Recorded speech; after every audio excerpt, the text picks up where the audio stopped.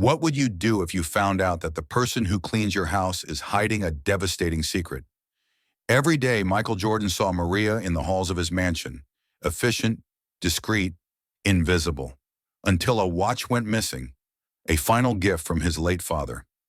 When suspicion drives the greatest athlete of all time to follow his own housekeeper through the streets of Chicago, he has no idea he's about to face a truth more powerful than any victory on the court.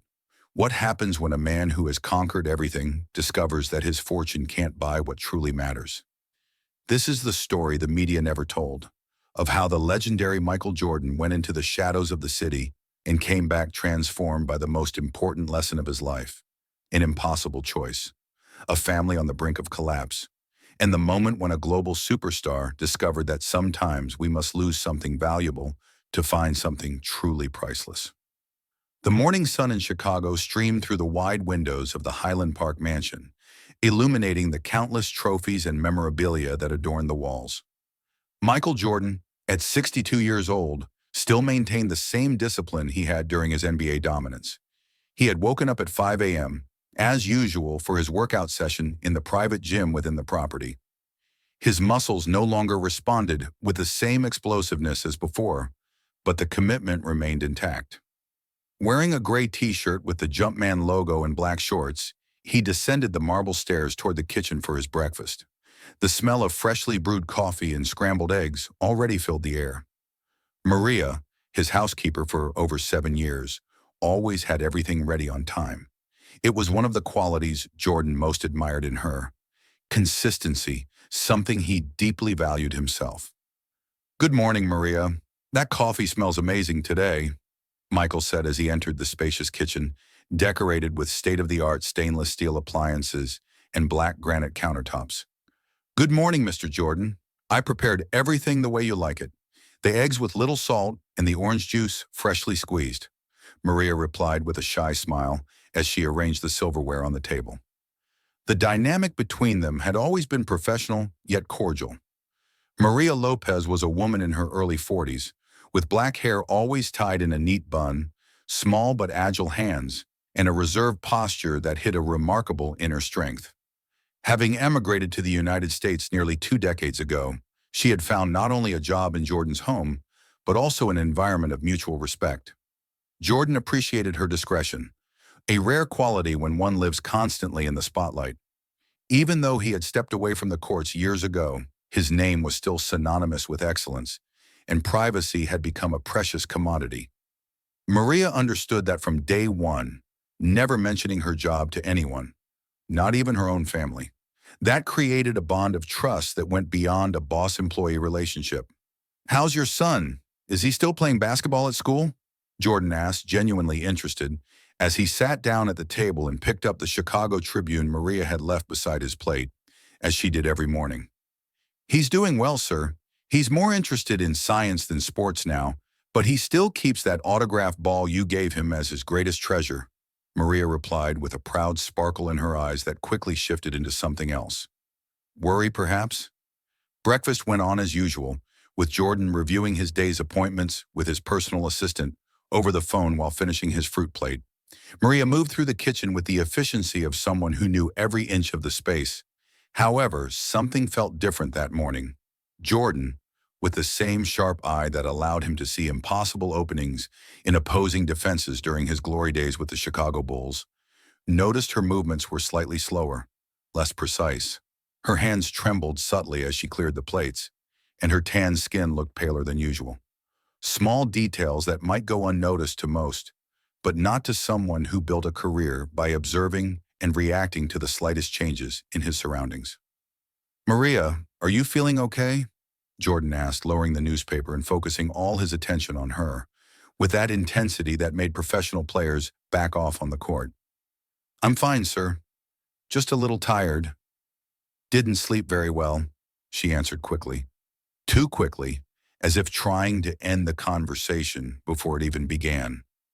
Her hands kept working to clean the counter, but her eyes avoided Jordan's. Michael nodded, but he wasn't convinced.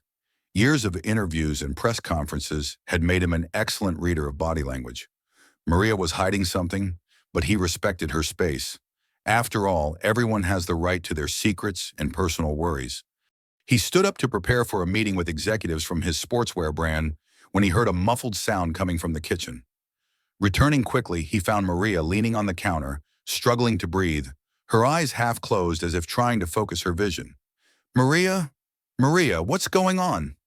Jordan approached quickly, his usually firm voice now filled with concern. It's nothing. Just a little dizziness. It'll pass, she murmured, but her legs gave out, and if it weren't for Jordan's still impressive reflexes, she would have collapsed onto the marble floor. Time seemed to slow as Michael Jordan, the man who had decided countless games in the final seconds, now faced a situation where there were no rehearsed plays or timeouts. Maria was literally collapsing in his arms, her small body tense, breathing irregular, a thin layer of sweat covering her forehead. Her frightened eyes met his briefly before her head fell to the side. Without hesitation, Jordan lifted her, as if she weighed no more than a child, surprised by how light she felt. His analytical mind processed information quickly. Northwestern Memorial Hospital was about 20 minutes away by car, depending on traffic, but the Lake Forest Medical Center was closer to his property. You're going to be okay, Maria. I'm taking you to the hospital right now, he said firmly, not only to reassure her but also to steady his own thoughts. My son? I have to pick up my son from school later, she murmured, her eyes momentarily opening, revealing her main concern even in that state. Jordan's instinct was to call his driver, but he realized it would be faster to take Maria himself. He carefully placed her in the passenger seat of his black Mercedes SUV, adjusting the seat so she would be as comfortable as possible. Within seconds, he was behind the wheel, driving with controlled urgency through the tree-lined streets of suburban Chicago. Michael glanced at Maria every few seconds, noticing how she pressed her hand against her chest, as if trying to contain an invisible pain. Her usually calm and composed expression was contorted, tiny beads of sweat forming on her forehead. The hands that prepared perfect meals and kept the mansion spotless were now gripping the seatbelt with surprising strength. We're almost there, Maria. Hang in there, Jordan said, his typically confident voice now tinged with a concern he couldn't fully hide. I'm sorry for the trouble, Mr. Jordan. This has never happened before, she replied in a faint voice, her eyes briefly meeting his before closing again with a grimace of pain. The streets of Chicago blurred past as Jordan navigated the morning traffic with the same precision he once used to evade defenders. His mind, trained to remain calm under extreme pressure, worked methodically. He activated the car's Bluetooth system and contacted his personal assistant, informing her of the emergency and asking her to call the hospital to alert them of his arrival. Jordan knew that his fame could be both a blessing and a curse in situations like this. It would attract immediate attention from the medical staff, but also from onlookers and possibly the press. At that moment, however, privacy was secondary. The priority was ensuring Maria received care as quickly as possible.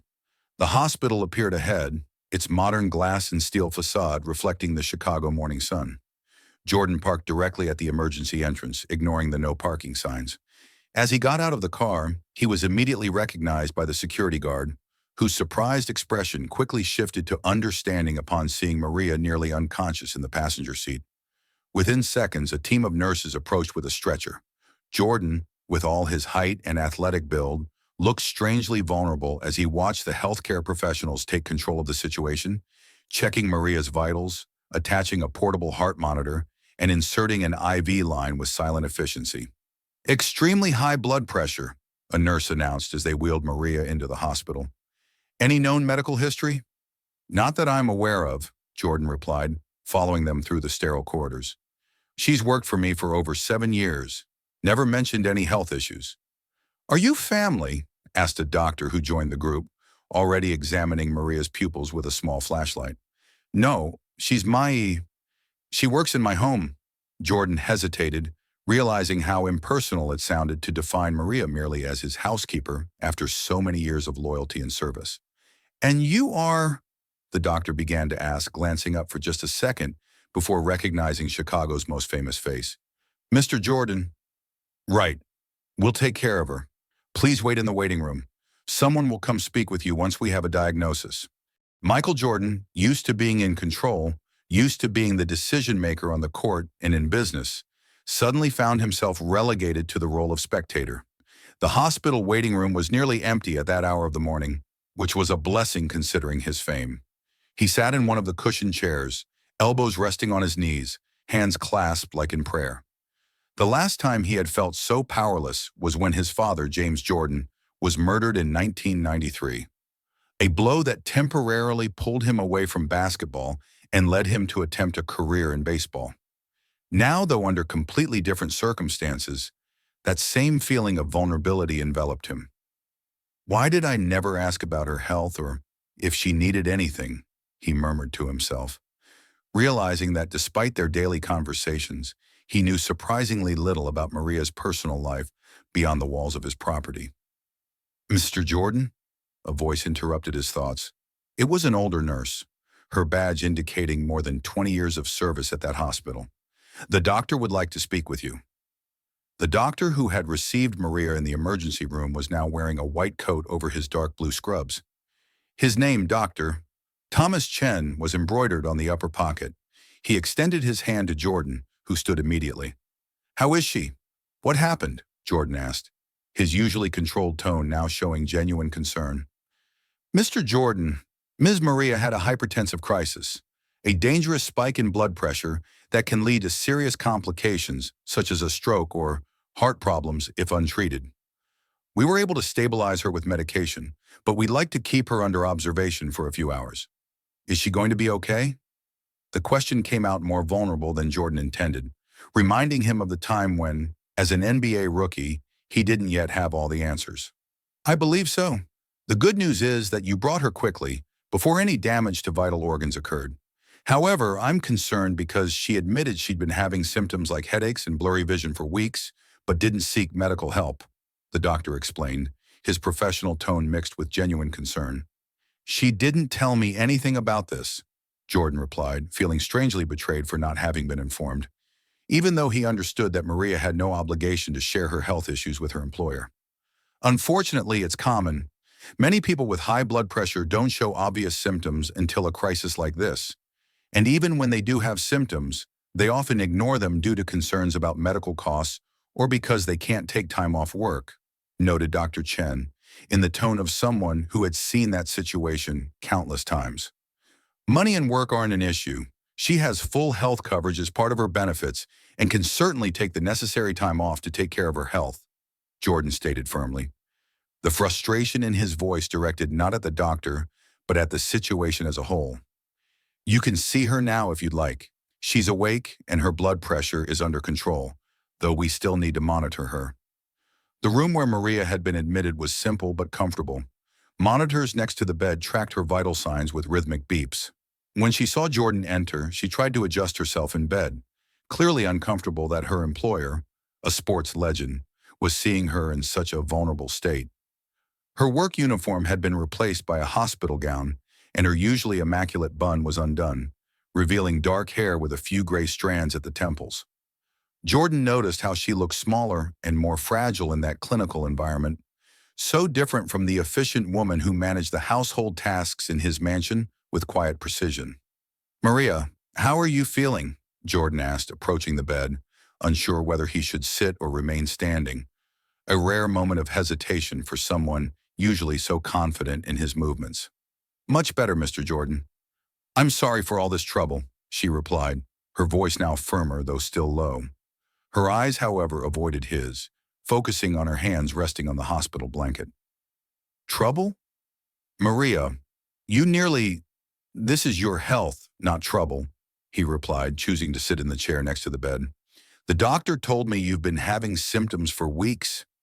Why didn't you say anything?" A heavy silence filled the room for a few seconds, punctuated only by the beeps of the heart monitor and the distant sounds of conversation in the hallway.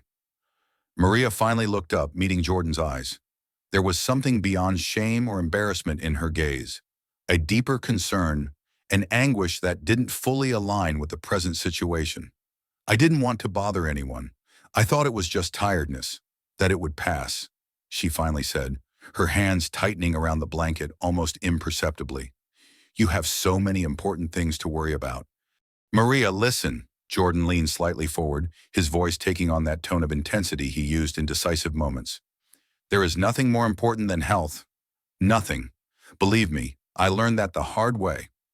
A nurse entered to check the IV medication, momentarily interrupting the conversation. Jordan used the pause to gather his thoughts. He didn't want to sound like a boss reprimanding an employee, but he also couldn't ignore the seriousness of the situation. The nurse checked Maria's blood pressure, noted something in the chart, and quietly left them alone again. The doctor said you'll be able to go home after a few hours of observation, but you'll need to rest and take your medication regularly, Jordan explained, shifting to a more practical tone. You're not going to work for the next few days at the very least. But Mr. Jordan, who's going to take care of the house? You have that dinner with the executives on Thursday and— The house can wait, Maria, he interrupted with a slight smile that softened his words. I survived Phil Jackson's training camps. I can survive a few days without your impeccable care. Besides, I can hire temporary help if needed. In the hours that followed, while they waited for medical clearance, Jordan remained by Maria's side, working remotely on his laptop and making a few calls. He canceled a photo shoot for a sports magazine and rescheduled other meetings. He observed how Maria gradually relaxed in his presence, though she still seemed worried about something beyond her current medical condition. He tried a few times to start more personal conversations, asking about her family and interests outside of work. But her answers were brief, as if she were guarding a secret. The doctor mentioned that stress may have contributed to your crisis, Jordan commented casually while responding to emails. Has something specific been bothering you lately? No, sir. Just the usual day-to-day worries, Maria replied quickly. Again, a little too quickly. You know you can talk to me about anything, right? If you need help or if something's wrong. I'm here, Jordan offered, closing the laptop to give her his full attention. I appreciate it very much, Mr. Jordan. You already do so much for me and my family, she said with a smile that didn't quite reach her eyes. When they finally received medical clearance, it was already mid-afternoon. Dr. Chen handed over a prescription for blood pressure medication and recommendations for dietary and lifestyle changes. He also scheduled a follow-up for the next week and additional tests to investigate possible secondary causes of hypertension. Jordan mentally noted all the information, determined to ensure Maria followed the treatment exactly. She needs complete rest today and tomorrow. No housework, physical effort, or stress, the doctor emphasized, looking directly at Jordan as if holding him personally responsible for ensuring the medical instructions were followed. Understood, doctor. I'll make sure she rests properly, Jordan replied with the same seriousness he used when taking directions from his coaches during his career. The drive back to the mansion was relatively quiet. Jordan drove carefully, avoiding busy streets where he might be recognized, aware that the last thing Maria needed now was media attention. He glanced sideways at her, noticing she seemed more relaxed physically thanks to the medication, but still mentally tense. Her eyes were fixed on the passing scenery through the window, but her mind was clearly elsewhere. Maria, Jordan broke the silence as they entered the gates of the estate. I'm going to ask you to stay in the guest room on the main floor for the next few days. It'll be easier for you, and you won't need to climb any stairs. You don't have to go through the trouble, sir. I can go home. I have my medicine now, and it's no trouble, Maria, and it's non-negotiable, he added with a smile, but in a tone that left no room for debate, the same tone he used when demanding more from his teammates during practice. I need to make sure you're okay before you go back home. Upon entering the mansion, Jordan guided Maria to the guest room, a spacious and elegant area with a large king-size bed, decor in navy blue and gold, and a view of the winter garden. It was a room that rarely saw visitors, as Jordan valued his privacy and usually met friends and business partners elsewhere. Maria seemed out of place there, as if afraid to touch anything. Rest a bit. I'll bring your medicine and something light to eat shortly, said Jordan, adjusting the curtains to partially block the late afternoon light. Mr. Jordan, Maria called out as he was already at the door. Thank you so much for everything you did today. I don't know how to repay you. You don't have to thank me, Maria. It's the least I can do after so many years of dedication to my family, he replied sincerely.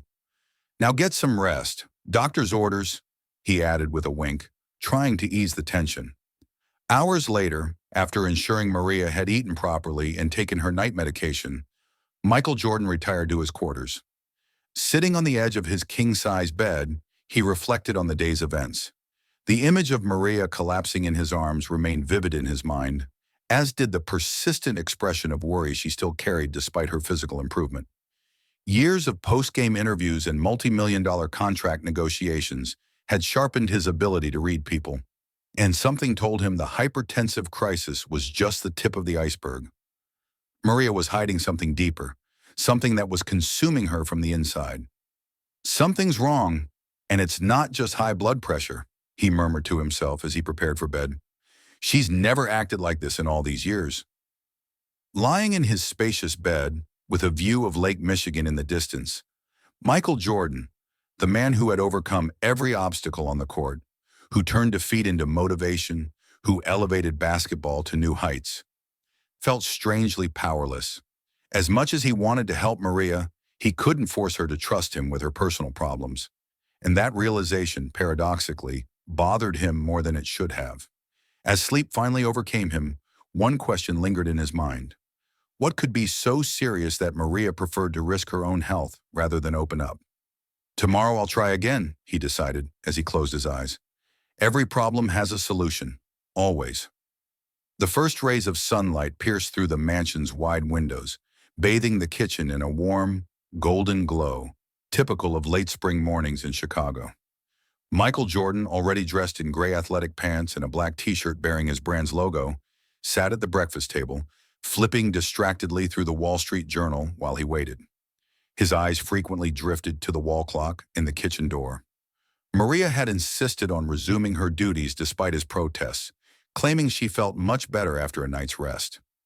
Jordan had reluctantly agreed, but only on the condition that she limit herself to light tasks. The aroma of fresh coffee filled the air moments before Maria appeared, carrying a tray with eggs, toast, and orange juice. She moved more slowly than usual, but tried to disguise it, holding herself upright and composed. Her eyes, however, betrayed a restless night. Slight dark circles contrasted with her brown skin, and a visible tension tightened her usually soft features. "Good morning, Maria. How are you feeling today?" Jordan asked, closing the newspaper and watching her closely as she set the plates on the table. "I'm feeling much better, Mr. Jordan. The medication is working, and a good night's sleep helped a lot," she replied with a rehearsed smile that didn't reach her eyes. Her hands trembled slightly as she poured the coffee, spilling a few drops on the pristine white tablecloth. Jordan noticed the tremor, but pretended not to, giving Maria the space she seemed to need. As he ate his breakfast, he observed her discreetly over the rim of his cup. Maria moved around the kitchen with the familiarity of years, but something was different in her demeanor, a restrained urgency, as if every movement was calculated to hide an underlying worry.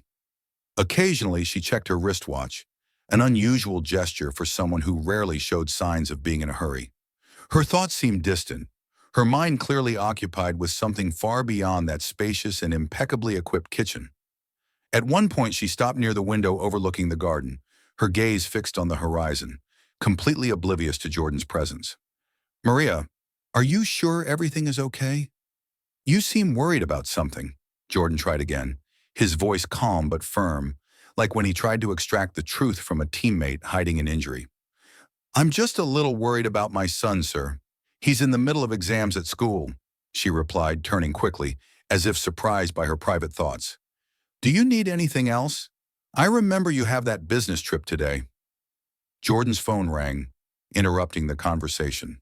It was his agent, confirming the details of his trip to New York for a meeting with executives from his sneaker line.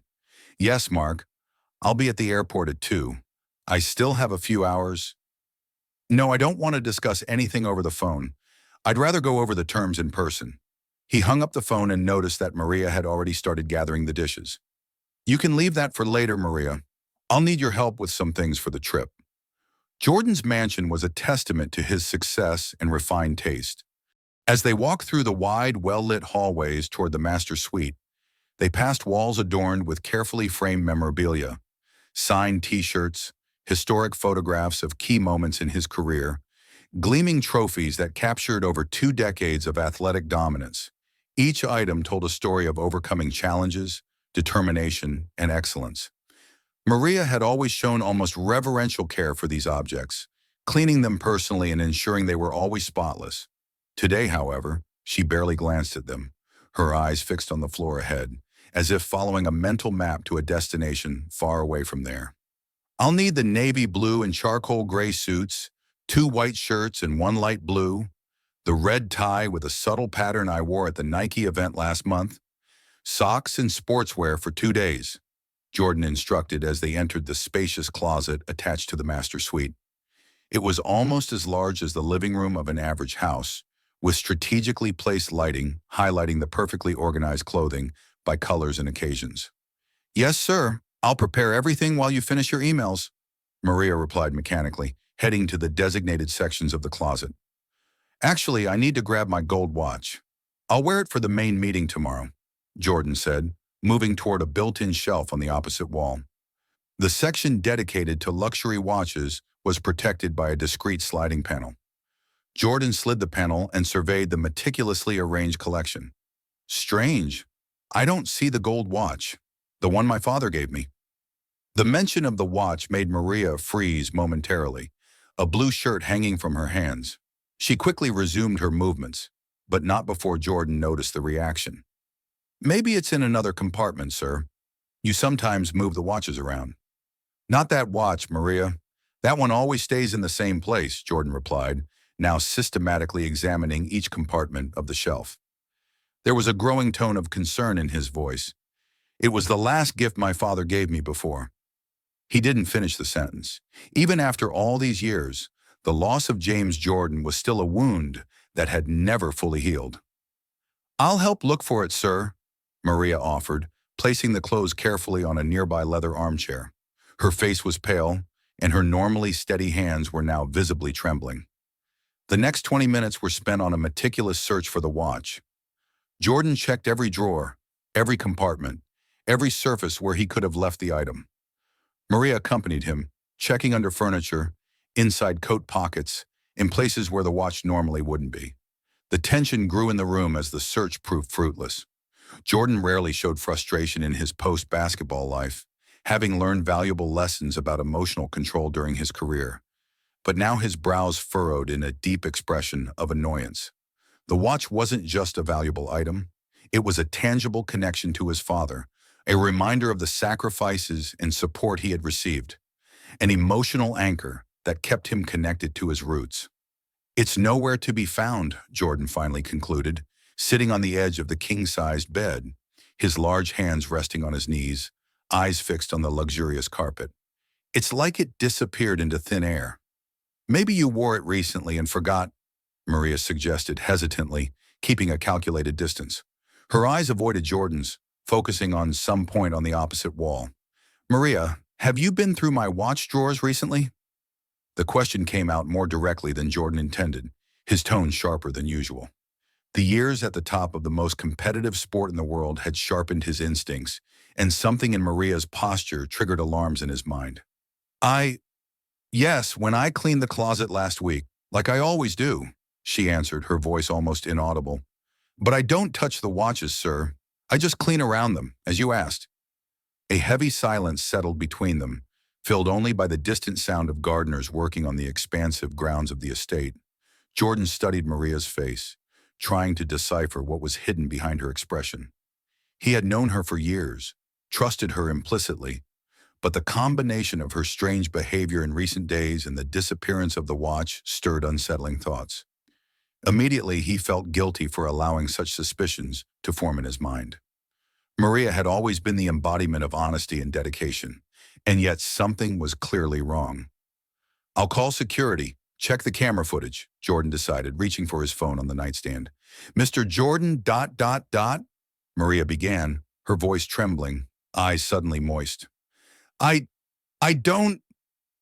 not accusing anyone, Maria, Jordan gently interrupted her, sensing the impact of his words. I just want to find out what happened to the watch. It's very important to me. I understand, sir, she murmured, taking a step back. I'll finish packing your clothes for the trip.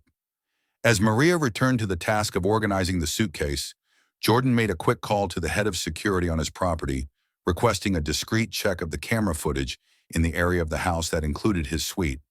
Sitting in his office chair, with a view of the private lake at the back of the property, he pondered the possibilities. He could have simply placed the watch somewhere else and forgotten. An unusual move for someone with his methodical nature, but not impossible. It could have been a security or cleaning staff member with access to the house when Maria wasn't present. Or it could be... Jordan pushed the thought away before it fully formed. Years of competition had taught him the importance of not jumping to conclusions. Don't make moves based on emotions. Observe first, decide later, his coach Phil Jackson used to say. It was advice that applied both on and off the court. "Your suitcase is ready, Mr. Jordan," Maria announced from the office door, interrupting his thoughts. "I've packed everything you asked for and added that blue tie with golden patterns that matches the second suit in case you prefer it." "Thank you, Maria," Jordan replied, turning to face her. There was a formality in his voice that wasn't usually present in their interactions. "Do you remember the last time you saw the gold watch?" Maria seemed to consider the question for a moment, her fingers nervously playing with the hem of her uniform. "I believe it was about 2 weeks ago, sir. You wore it to that charity dinner for the Children's Hospital." "Yes, I remember," Jordan confirmed, "and after that, I put it on the shelf myself. I'm sure of it." He checked his Rolex. It was already past noon. "I need to make a few decisions about the New York trip. Can you give me a moment?" Once Maria left, closing the door quietly behind her, Jordan made another call, this time to his personal assistant. "Mark, I need to postpone the meeting in New York. Yes, I know it's important, but something came up here that requires my immediate attention. No, it's not a health issue. Something personal. Reschedule for next week, please." He hung up the phone and leaned back in his chair, thoughtful. In his years as a professional athlete, Jordan had developed an almost supernatural ability to focus. When something required his attention, he could block out all distractions and channel his energy entirely into that specific task. It was that same concentration that was now directed toward the mystery of the missing watch and Maria's puzzling behavior. The rest of the afternoon passed in a subdued atmosphere of tension. Jordan checked emails, made a few calls, reviewed contracts, keeping up the appearance of a normal workday. Maria continued with her usual tasks, but her occasional glances at the watch and her frequent checking of her phone did not go unnoticed. Jordan discreetly observed her, noting how she seemed increasingly anxious as the day went on. Around 5 in the afternoon, he called her back into the office. "Maria, I just received a call from New York. The meeting was postponed, so I won't need to travel today," he informed her, studying her reaction closely. "I understand, sir. Should I unpack your suitcase then?" she asked, her face revealing a hint of relief that she quickly tried to mask. "No need for that now. You've already worked beyond your hours today, especially considering you should be resting," Jordan replied with a kind smile.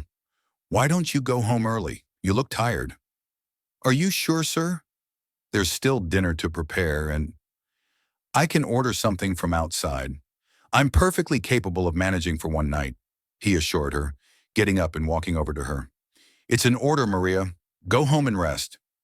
After a few more hesitations, Maria finally agreed.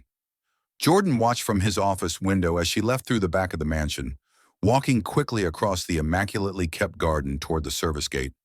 Something about her haste, her tense shoulders, reinforced Jordan's conviction that there was more to this story than just a simple health issue. He waited until she disappeared from view and then acted quickly. Within minutes, he had changed into dark jeans, a plain black t-shirt, a Chicago Bulls cap, and sunglasses. A basic disguise that, while likely not fooling a dedicated fan, would serve for distant observations.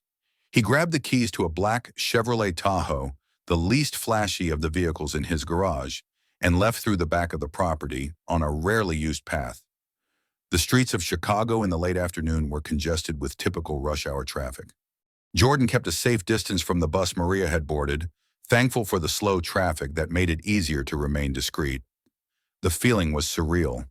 Michael Jordan, who had faced the best players in the world before millions of viewers, now sneaking through the streets like an amateur private detective, following his own housekeeper. There was something deeply uncomfortable about this situation. a breach of trust that went against his principles.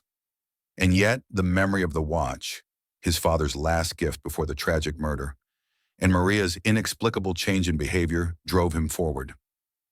"I'm not accusing anyone," he murmured to himself, as if he needed the confirmation aloud. "I just need to understand what's going on." The first bus took Maria to the city center, where she transferred to another bus heading south. Jordan, now more confident in his ability to remain discreet, followed her patiently, staying a few positions behind in traffic. The second bus traveled for about 40 minutes, gradually leaving behind the gleaming skyscrapers and elegant shops of the downtown area, entering neighborhoods that were progressively less prosperous. The well-maintained facades gave way to more modest establishments, some with broken windows covered by boards, graffiti coloring exposed brick walls. The third transfer took Maria to a clearly impoverished neighborhood in the south side of Chicago, an area Jordan knew only superficially, despite his years in the city. When she finally got off the bus, they were in a neighborhood that seemed to be the complete antithesis of the environment where she worked. Aging apartment buildings lined narrow streets, many desperately needing repairs. Children played improvised basketball on a court without a net, using a crooked hoop nailed to a post. A group of teenagers gathered on the corner, curiously watching the luxury SUV that clearly did not belong in the scene. Jordan parked at a discreet distance and waited a few minutes before deciding to follow Maria on foot. He adjusted his cap downward and kept his head slightly tilted, a strategy he had learned over the years to avoid immediate recognition. Even so, it was impossible to go completely unnoticed. His impressive height of 6'6", athletic posture, and naturally dominant bearing drew attention. A boy of about 10 stared at him for a moment too long, his eyes widening in recognition. Before he could say anything, Jordan subtly placed his finger to his lips and winked, a silent request for discretion that the boy, clearly in awe, respected with a nod. "Is that really him?" Jordan heard an excited whisper as he passed by the group of teenagers, but he kept walking without looking back. This wasn't the moment for autographs or selfies. His eyes were fixed on the figure of Maria, who was walking quickly down a side street, now carrying a small pharmacy bag that she had stopped to buy on the way. She finally entered a 4-story apartment building with peeling exterior paint and no doorman or security system. Jordan stopped across the street, contemplating his next move. Part of him wanted to turn back, respect Maria's privacy, and look for the watch again at home. The other part, however, the one with the unshakable determination that had made him return to the courts after every defeat, every injury, every obstacle, urged him to continue. "I've come this far," he muttered to himself, crossing the street with determined steps. "I need to know the truth." The inside of the building was as worn down as the exterior suggested. Walls with damp stains, concrete stairs with broken steps, poor lighting leaving entire hallways in dimness. Jordan slowly climbed the stairs, attentive to the sounds of the building. From the second floor, the sound of a loud television broadcasting what seemed to be a baseball game. From the third, the cry of a baby and the aroma of something being fried. It was on the fourth floor that he finally heard Maria's voice, muffled by distance but recognizable, coming from an apartment at the end of the hallway. He approached cautiously, his steps silent as when he moved on the courts to surprise opponents with steals. The apartment door was slightly ajar, allowing Maria's voice to reach the hallway more clearly. "I brought more medicine, Mom. The doctor said you need to take these 3 times a day without fail." Maria's voice sounded gentle but tired. "You look exhausted, my daughter. You're working too much again," replied an older, frail, and hoarse female voice, with an accent more pronounced than Maria's. "I'm fine. Don't worry about me. How are you feeling today? Did the new medication help with the pain?" Jordan moved even closer, now completely confused. What was happening? Who was this elderly woman? Why had Maria never mentioned that she was taking care of her sick mother? His questions grew when he heard the elderly woman's voice again, now in a more urgent tone. "Did you bring the medicine, my daughter? The special one the doctor prescribed? I can't sleep without it. The pain is too strong at night." Jordan froze by the slightly open door, unsure how to interpret what he was hearing. A disturbing thought crossed his mind. Could Maria be diverting controlled medications in some way related to her work at the mansion? Was this the secret she had been hiding so diligently? Or was there a much simpler and more innocent explanation for all of this? Standing there in the dimly lit hallway of a dilapidated building, so physically and metaphorically distant from the world of luxury and privilege he was accustomed to, Michael Jordan faced a decision that no basketball strategy could help him make. Respect Maria's privacy and leave, or push through that door and confront the truth, whatever it might be. Time seemed to freeze as Michael Jordan stood motionless in front of the slightly open door, his heart racing not from the adrenaline of a decisive game, but from an anxiety that was much more human and complex. The whispers coming from the apartment now seemed more urgent, more filled with concern. Jordan's hand rested on the door, his long and powerful fingers, the same ones that had controlled the ball with surgical precision for years, now hesitating. In an almost involuntary motion, he gently pushed the door, the soft creak of the hinges announcing his presence before he could even decide if it was the right thing to do. The scene that unfolded before his eyes left him speechless, as if the air had been suddenly sucked from his lungs. Maria was beside an improvised hospital bed, where an elderly woman with graying hair and wrinkled skin lay, her features vaguely resembling Maria's, but marked by an illness that seemed to be consuming her vitality. The woman was connected to several medical devices that beeped and buzzed in a dissonant mechanical symphony: an oxygen tank, a basic heart monitor, an improvised IV stand made from a modified coat hanger. The small apartment, no bigger than Jordan's main closet, had been transformed into a kind of home healthcare unit, with the living room now dominated by the hospital bed, medications neatly arranged on a side table, and the characteristic smell of antiseptics trying to mask the underlying odor of illness and confinement. The doctor said, "We can try to gradually reduce the morphine, Mom, but only after the inflammation goes down. You need to be patient," Maria said softly, adjusting the pillow under the elderly woman's head, completely unaware of Jordan's presence at the door. "I know it hurts, but we'll get through this together like we always have. I don't want to be a burden, daughter. You already work so hard, you do so much for us," the elderly woman replied with a weak voice, interrupted by labored breathing. "Sometimes I think it would be better if I—" The abrupt entrance of Jordan into Maria's line of sight made her let out a muffled scream of surprise. The medications she was holding, small glass bottles and pill boxes, slipped from her hands and scattered across the worn linoleum floor, some rolling under the bed. Her face, normally composed even in the most stressful situations at the mansion, was now frozen in an expression of pure shock, as if she were seeing a ghost. In the farthest corner of the small room, a child of approximately 6 years, sitting in an adapted pediatric wheelchair, lifted his eyes from the colorful blocks he was playing with.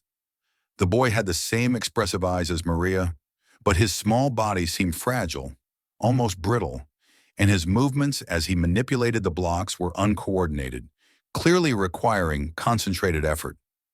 He watched the visitor with silent curiosity, neither afraid nor surprised, as if unexpected visitors were a common occurrence in his limited world.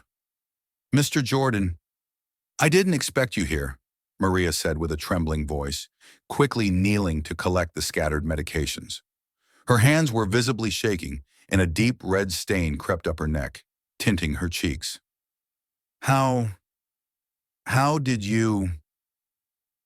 "I'm sorry for showing up like this, Maria.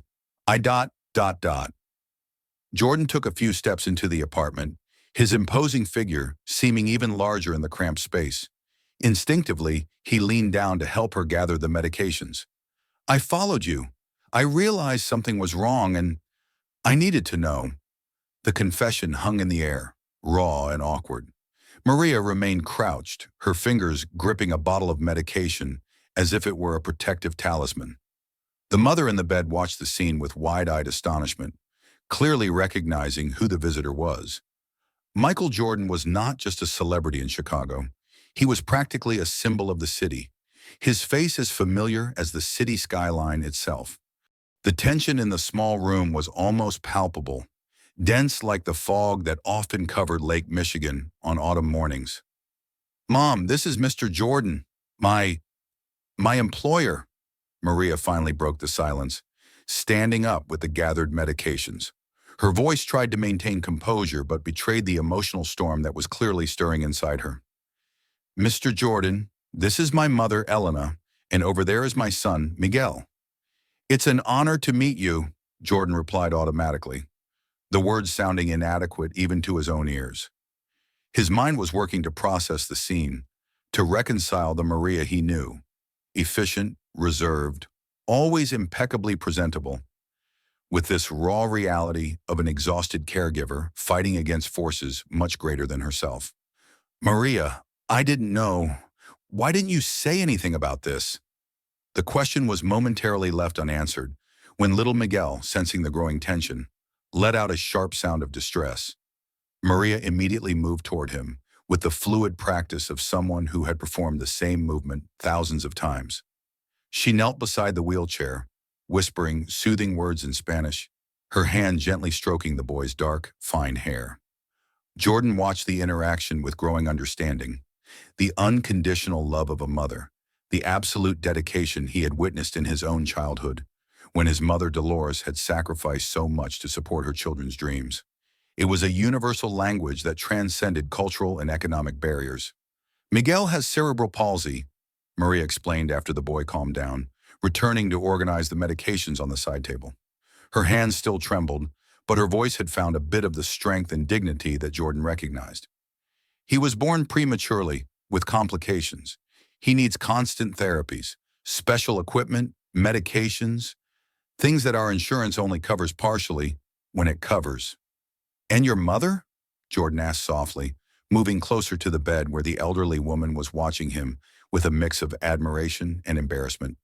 Elena was visibly frail, her yellowed skin stretched over prominent bones, her thinning hair revealing patches of her scalp.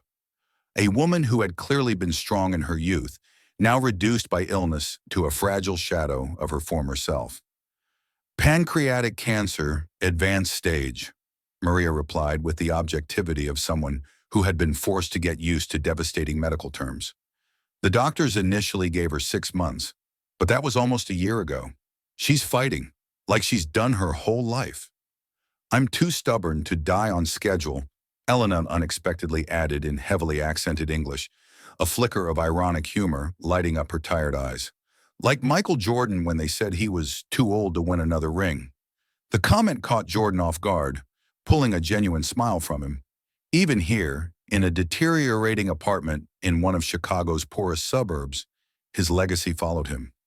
Elena had certainly watched many of his games, perhaps gathered with her family in front of an old TV, cheering for the team that had put Chicago on the world map. The idea created a strange bond between them, a bridge over the chasm of experiences that separated their lives. The experimental treatment that could really help her isn't covered by Medicare, Maria continued, adjusting the IV drip with precision. And Miguel, he needs a new wheelchair. His is too small, but it costs thousands of dollars. The therapies too, each session. That's why you've been so worried lately? That's why you had that blood pressure crisis? Jordan completed the thought, the puzzle pieces finally fitting together. Maria, why didn't you tell me? I could have... It's not your responsibility, Mr. Jordan, Maria interrupted firmly, an unexpected dignity permeating her posture despite the circumstances. There was a determination in her face that Jordan recognized immediately. It was the same kind of unwavering resolve he himself felt when facing seemingly insurmountable opponents on the court. You already pay me an excellent salary, benefits, treat me with respect. I didn't want to seem like I was using my personal situation. Miguel suddenly made an excited sound, shaking a red block in Jordan's direction. His small body twisted with effort, but his eyes sparkled with childlike enthusiasm. Maria translated with a sad smile. He's showing you the Bulls color. He's a big fan.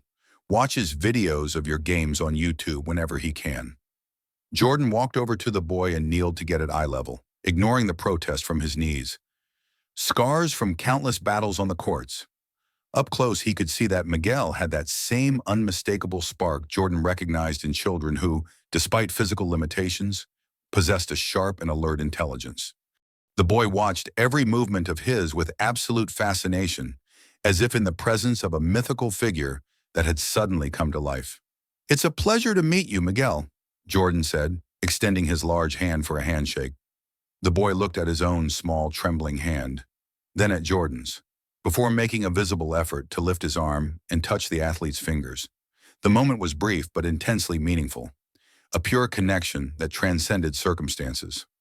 "Your mom told me you like basketball. It was also my favorite sport when I was your age." "He loves it," confirmed Maria, watching the interaction with unshed tears shining in her eyes. "The doctors say that watching the games has been excellent for his cognitive stimulation. He memorizes stats, plays, understands much more than he can express." The conversation was interrupted by a dry, painful coughing fit coming from the bed. Elena was writhing, her fragile body shaking from the force of the spasms. Maria immediately turned her attention to her mother, adjusting the oxygen tube and checking the heart monitor that displayed fluctuating numbers in bright red. Jordan watched, feeling simultaneously intrusive and helpless. Throughout his adult life, he had been the center of attention, the one everyone turned to in decisive moments, the man who always found a way to win. There, in that small apartment, his extraordinary abilities, worldwide fame, and fortune seemed strangely irrelevant in the face of basic human suffering and the daily struggle for survival. "Maria," Jordan called after Elena calmed down, his voice taking on the grave and determined tone he used in huddles during critical moments of important games. "Now I understand why you were under so much pressure, but there's still something I don't understand. Why didn't you ask me for help? You know I can. I have charity foundations that—" Maria moved away from her mother's bed and looked at Jordan directly, something she rarely did at the mansion, where she always kept her gaze respectfully low.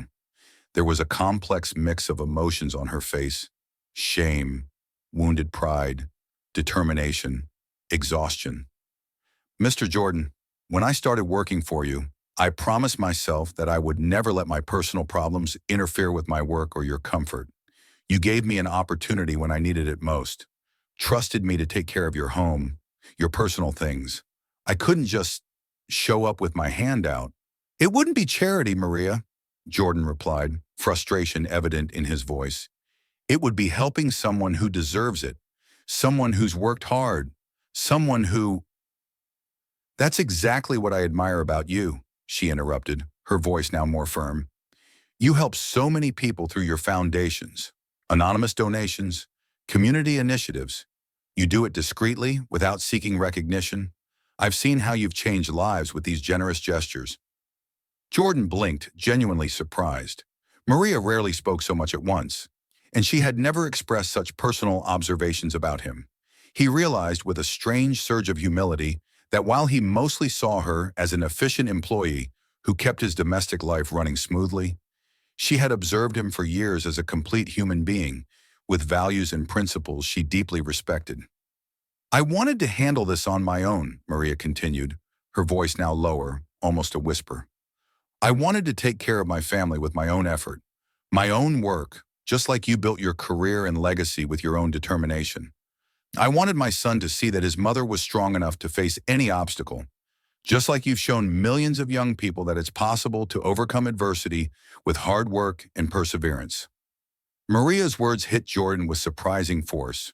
For decades, he had been praised, admired, and idolized for his sports achievements, his impressive records, his dramatic victories.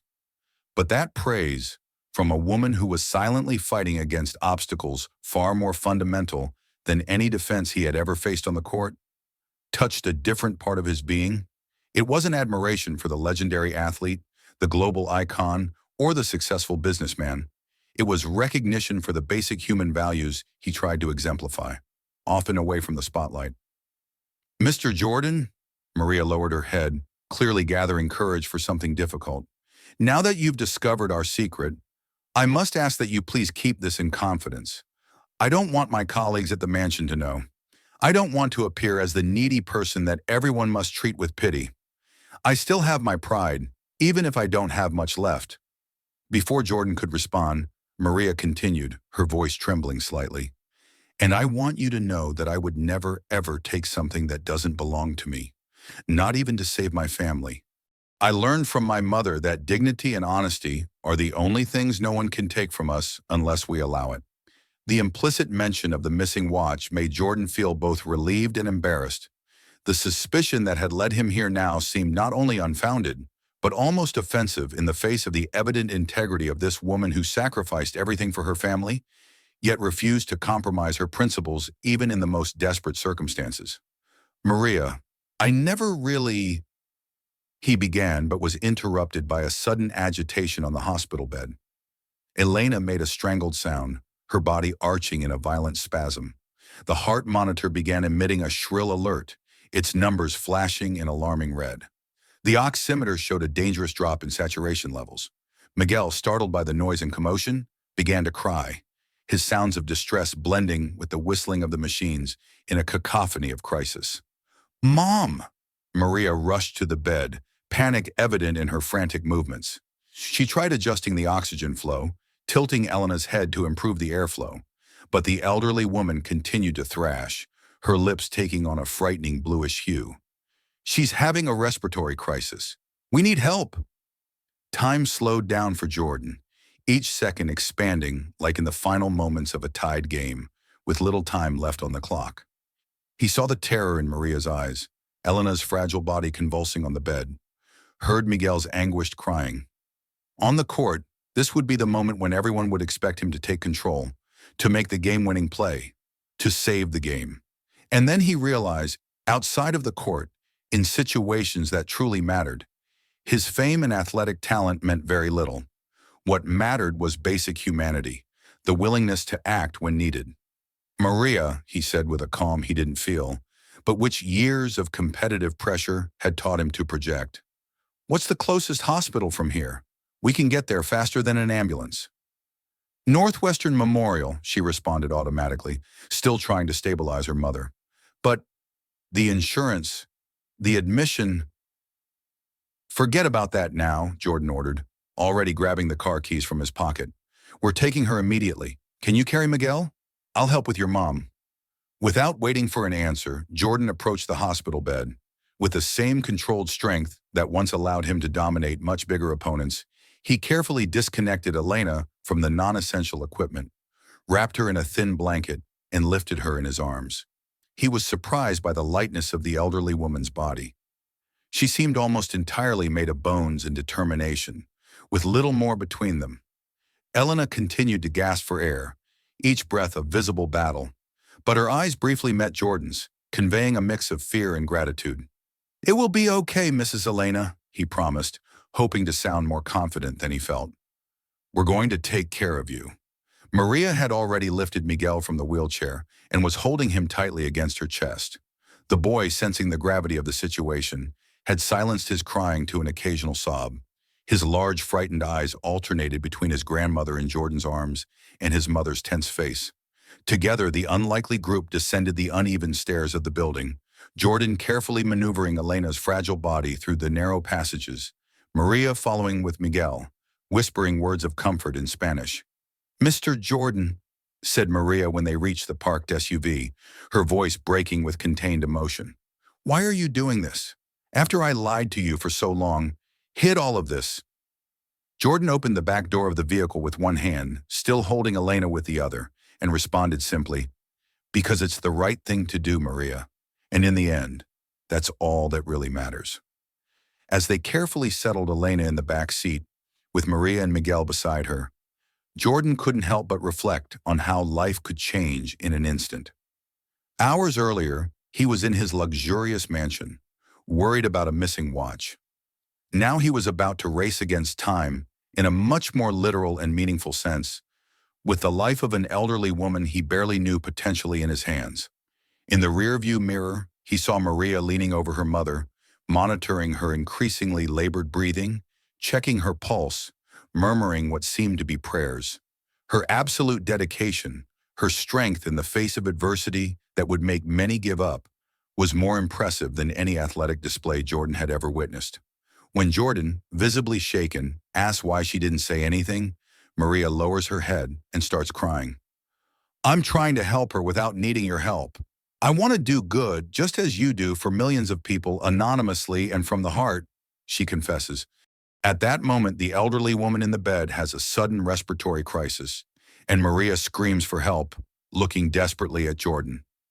The bluish lights of the emergency room at Northwestern Memorial Hospital bathed Michael Jordan's face as he drove the SUV with controlled urgency through the night traffic of Chicago. The powerful engine roared under the hood as he maneuvered between cars with the same precision he had shown dribbling opponents on NBA courts. In the back seat, Maria held her mother, Elena, trying to stabilize her during every inevitable bump, while Miguel watched everything with wide, fearful eyes. The elderly woman's vital signs worsened by the minute, her lips taking on an alarming bluish tint that contrasted with the extreme paleness of her skin. The wheezing of her labored breathing filled the vehicle's interior, punctuated only by Maria's soothing whispers in Spanish and the occasional groan of pain from the lady. Jordan checked the rearview mirror constantly, torn between the need to reach the hospital quickly and the concern that driving too aggressively might worsen Elena's condition. The familiar streets of Chicago, which he had so often traveled as a conquering king after glorious victories, now seemed like a battlefield, where every red light represented a relentless adversary. "We're almost there, Mrs. Elena," Jordan said with a confidence he didn't fully feel, his voice controlled to mask the growing apprehension. "Hang in there, please." "Thank you, Mr. Jordan," Maria responded with a choked voice, holding her mother's trembling hand. "I don't know what we'd do if you weren't here today, if you hadn't followed us." The traffic ahead finally cleared a gap, and Jordan accelerated, feeling the weight of responsibility like never before. Not even with the clock ticking down and the need for a game-winning shot. Elena's life literally depended on how quickly they got to the hospital, and Jordan understood that not all his fame, money, or influence could guarantee a happy ending to the story. As he drove, his mind revisited Maria's words in the apartment, how she admired his anonymous donations, his help to those in need without seeking recognition. He felt a bitter sting of irony as he realized that, of all the people around him daily, flattering his achievements and celebrating his greatness, it was Maria, the woman who cleaned his rooms and washed his clothes, who had truly seen the person he tried to be beyond the athlete's myth. And now this same woman who sacrificed everything for her family, keeping her dignity intact even in the most desperate circumstances, was being forced to accept his help not by choice, but by sheer necessity. "Sir, I think she's getting worse," Maria's anguished voice broke through his thoughts. "Her breathing is getting weaker." "We're almost there. Hold her tight," Jordan replied, accelerating even more as he spotted the lights at the emergency entrance of the hospital. "I'm going straight through the ambulance entrance. They'll have to attend to us immediately." The emergency lights were rapidly approaching, the entrance glowing like a beacon in the urban night. Jordan honked repeatedly as he neared, ignoring the emergency vehicle access-only signs and stopping abruptly in the ambulance-only area. Even before shutting off the engine, he was out of the car, running to the rear door. A hospital security guard approached quickly with a displeased expression, ready to reprimand the reckless driver, but froze upon recognizing the face of the man, now opening the door and carefully removing an elderly lady from the vehicle. "Michael Jordan?" The surprise was evident in the security guard's voice, momentarily distracted by the presence of the basketball legend. "This woman needs immediate attention." Jordan's voice assumed the commanding tone he used on the court, leaving no room for questioning. "She has advanced cancer and has had a severe respiratory crisis." The mention of the medical emergency broke the security guard's momentary trance, who immediately activated his radio. Within seconds, a team of nurses rushed through the automatic doors with a stretcher. Jordan gently transferred Elena to the professional care, while Maria got out of the car with Miguel in her arms, the boy's face buried in her shoulder, clearly scared by the commotion. The medical team immediately began assessing Elena's vital signs, connecting her to a portable monitor and applying an oxygen mask to her wrinkled face. "Saturation extremely low, blood pressure dropping," announced a nurse with urgent professionalism. "We need to get her inside now." "Mom!" Maria tried to follow the stretcher, but was stopped by a nurse who gently held her arm. "We need information about the patient first, ma'am," he explained. "Medical history, current medications, allergies." I can provide that information while they begin treatment, Jordan intervened, placing a reassuring hand on Maria's shoulder. Go with your mother. I'll handle the paperwork and join you afterward. But Mr. Jordan, you don't know her medical details. Maria hesitated, clearly torn between following her mother and taking care of the necessary formalities. Trust me, Maria, he responded with a look that left no room for argument. This isn't my first time dealing with hospitals. I know how to make this work. The next few minutes were a whirlwind of activity. While Maria followed the stretcher carrying her mother into the hospital, Jordan took charge of the situation with the same commanding presence he displayed on the courts. With Miguel now in his arms, the boy surprisingly light against his broad chest, he approached the emergency reception, where a young receptionist's eyes widened as she recognized him. Before she could express her surprise, Jordan was already providing the preliminary information he had absorbed about Elena's condition. Advanced pancreatic cancer, recurrent respiratory problems, possible lung complications.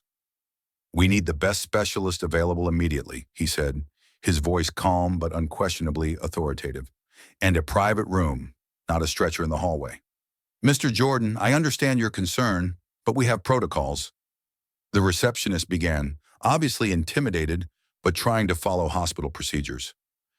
I understand the protocols, he interrupted, leaning slightly over the counter, his imposing stature creating an almost physical presence in the space.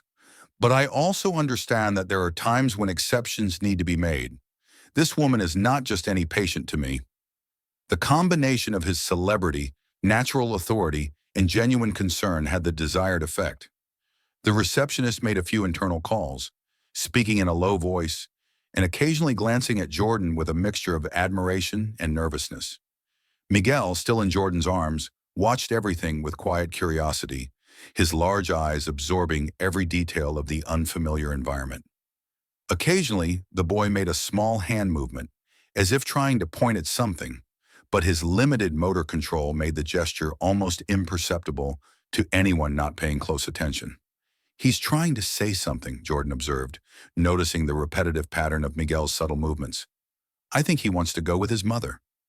The medical team is already taking care of the lady, and her daughter is with her, the receptionist informed, hanging up the phone. We managed to get a private room in the oncology ward, and Dr. Harrison, our head of pulmonology, is on his way. Normally, he wouldn't be available at this time, but he's a big fan of the Bulls, Jordan completed with a slight smile, familiar with the kind of reaction his presence often provoked. Great. Now I need someone to look after this young man while I check on how his grandmother and mother are doing. A social worker was quickly called to stay with Miguel in a small private waiting room, equipped with toys and children's books. The boy initially resisted the separation, gripping Jordan's shirt with surprising strength, his pleading eyes communicating more than words could. Jordan knelt down to be at the boy's eye level, a position he rarely assumed in his public life, where his height was a key part of his intimidating presence. Miguel, I need to go help your mom and your grandmother now, he explained gently, holding the boy's small hands in his. I promise I'll come back to see you as soon as I can. Can you wait a little bit? Like a champion.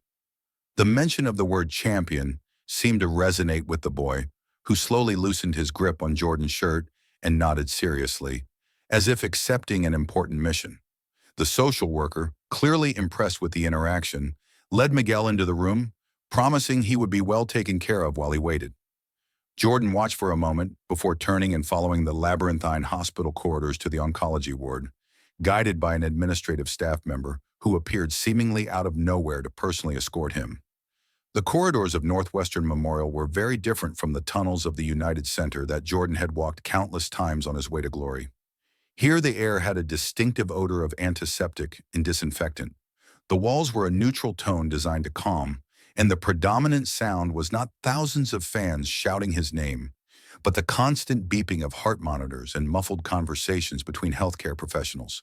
Still, there was a familiarity to the environment, the underlying tension, the feeling that every moment could be decisive, every decision potentially critical between victory and defeat. Only here, victory meant life, and defeat. Jordan pushed the thought away as they approached a treatment room with frosted glass doors.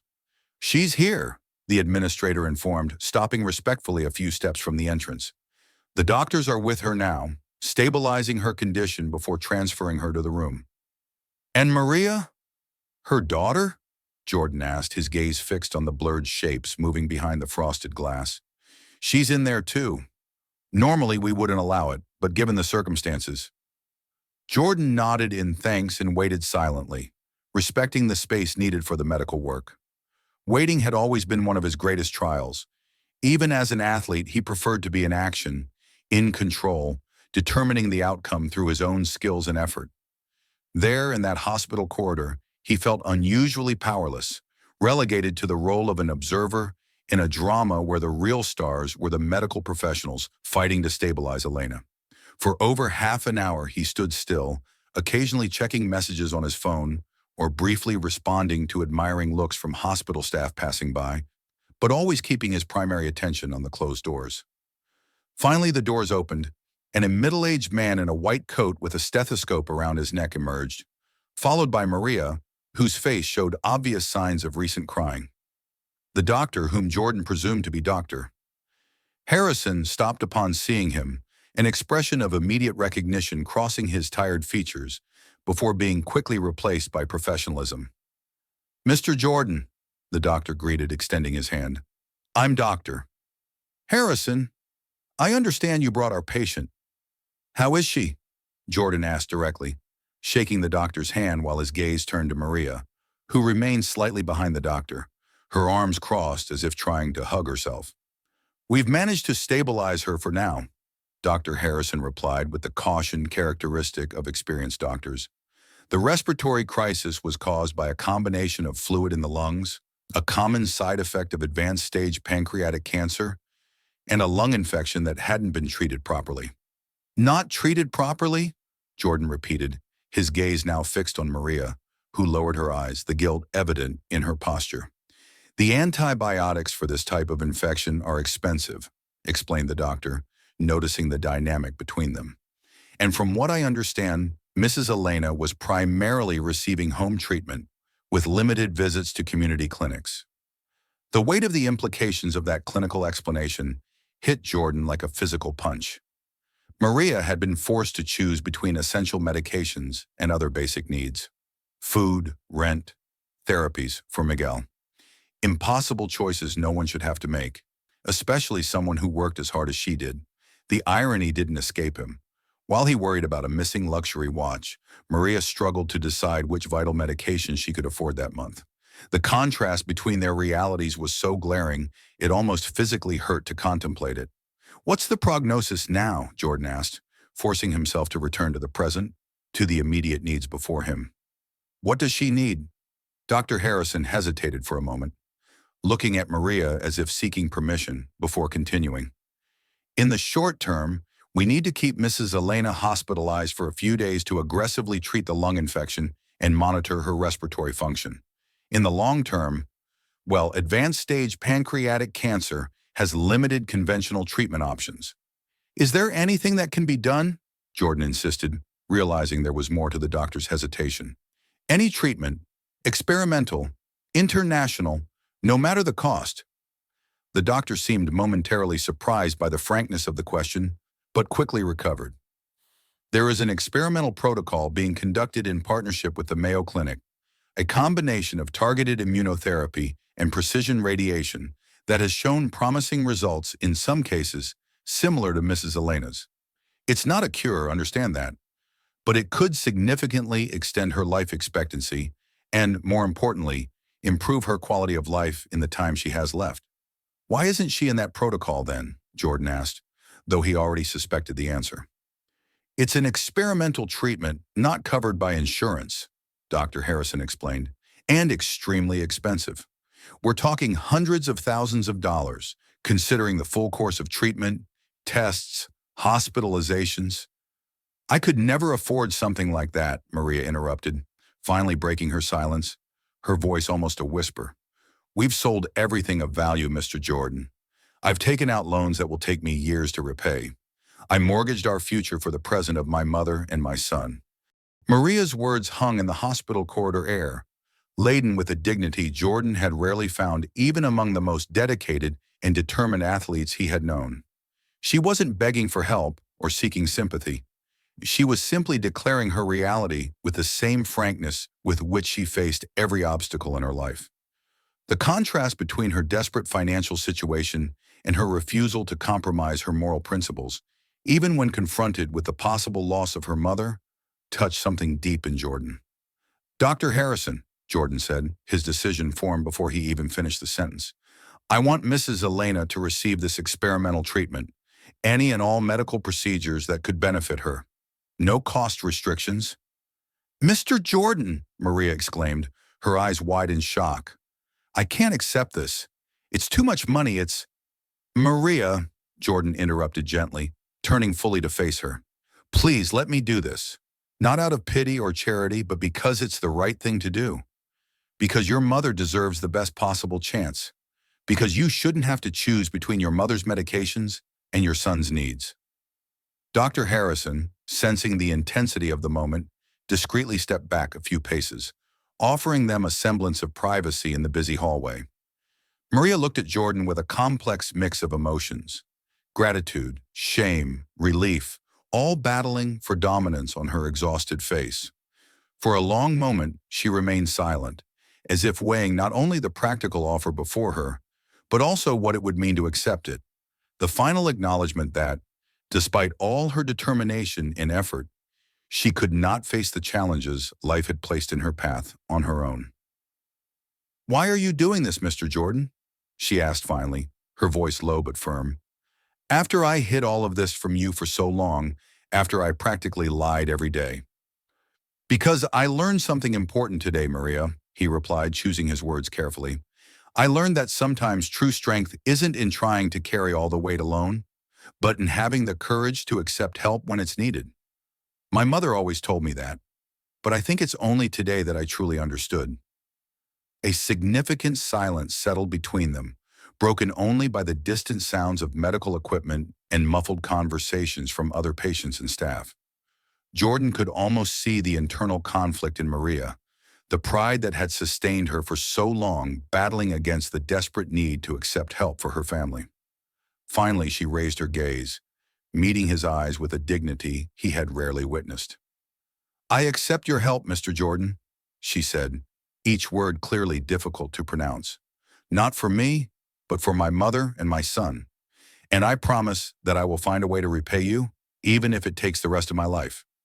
Before Jordan could respond, a nurse hurriedly exited the treatment room, calling Dr. Harrison back. "The patient is ready to be transferred to her private room now, doctor." The next moments were filled with the logistics of moving Elena to her permanent room on the oncology floor. Jordan and Maria followed the stretcher down the hall to a spacious room with a view of the Chicago skyline, illuminated by the city lights.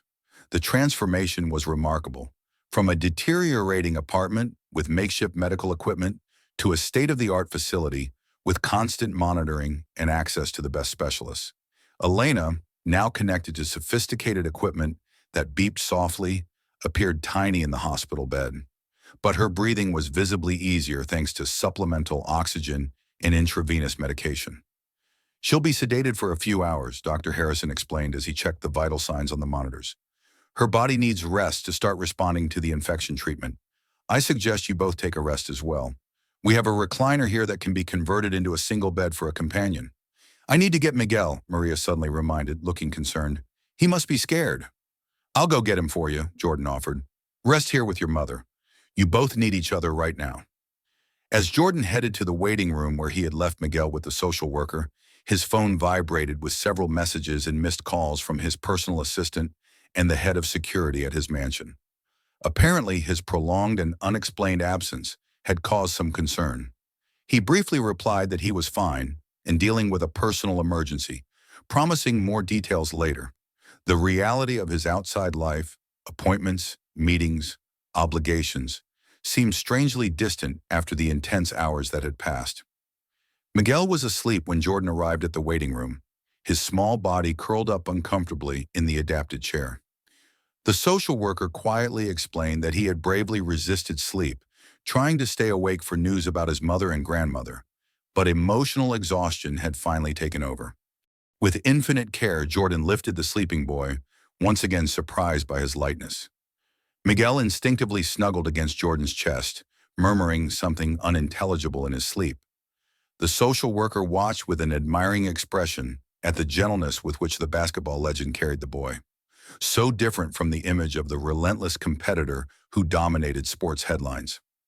Back in Elena's room, he found Maria sitting next to her mother's bed, holding her wrinkled hand between hers. She looked up when Jordan entered with Miguel, a tired but genuine smile briefly lighting up her weary face. Wordlessly, Jordan carefully placed the sleeping boy in the recliner that the nurse had prepared with sheets and a pillow. Maria covered her son with a hospital blanket, adjusting it carefully around his shoulders. "Mr. Jordan," she said when she turned, her voice almost a whisper so as not to wake Miguel. "I don't know how to thank you for everything you're doing." "There's no need for thanks, Maria," he replied sincerely. "Anyone in my place would do the same." "No, they wouldn't," she contradicted softly, a sad knowledge in her eyes. "Believe me, I've learned over the years that people with means don't always have the heart to use them for the benefit of others." The comment hung between them, laden with unspoken truths about the realities Maria had faced throughout her life. Jordan once again felt that strange sense of humility, an emotion he rarely needed to deal with in his post-basketball life, where he was constantly reminded of his greatness, his legacy, his exceptionalism. There, in front of this woman who fought with silent dignity against adversities he could barely imagine, his 6 championship rings and 9-digit bank account suddenly seemed much less impressive.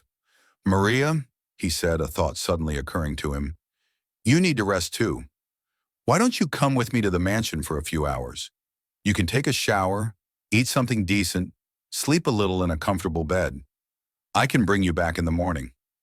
"I can't leave them," she replied immediately, looking at her sedated mother and the sleeping son.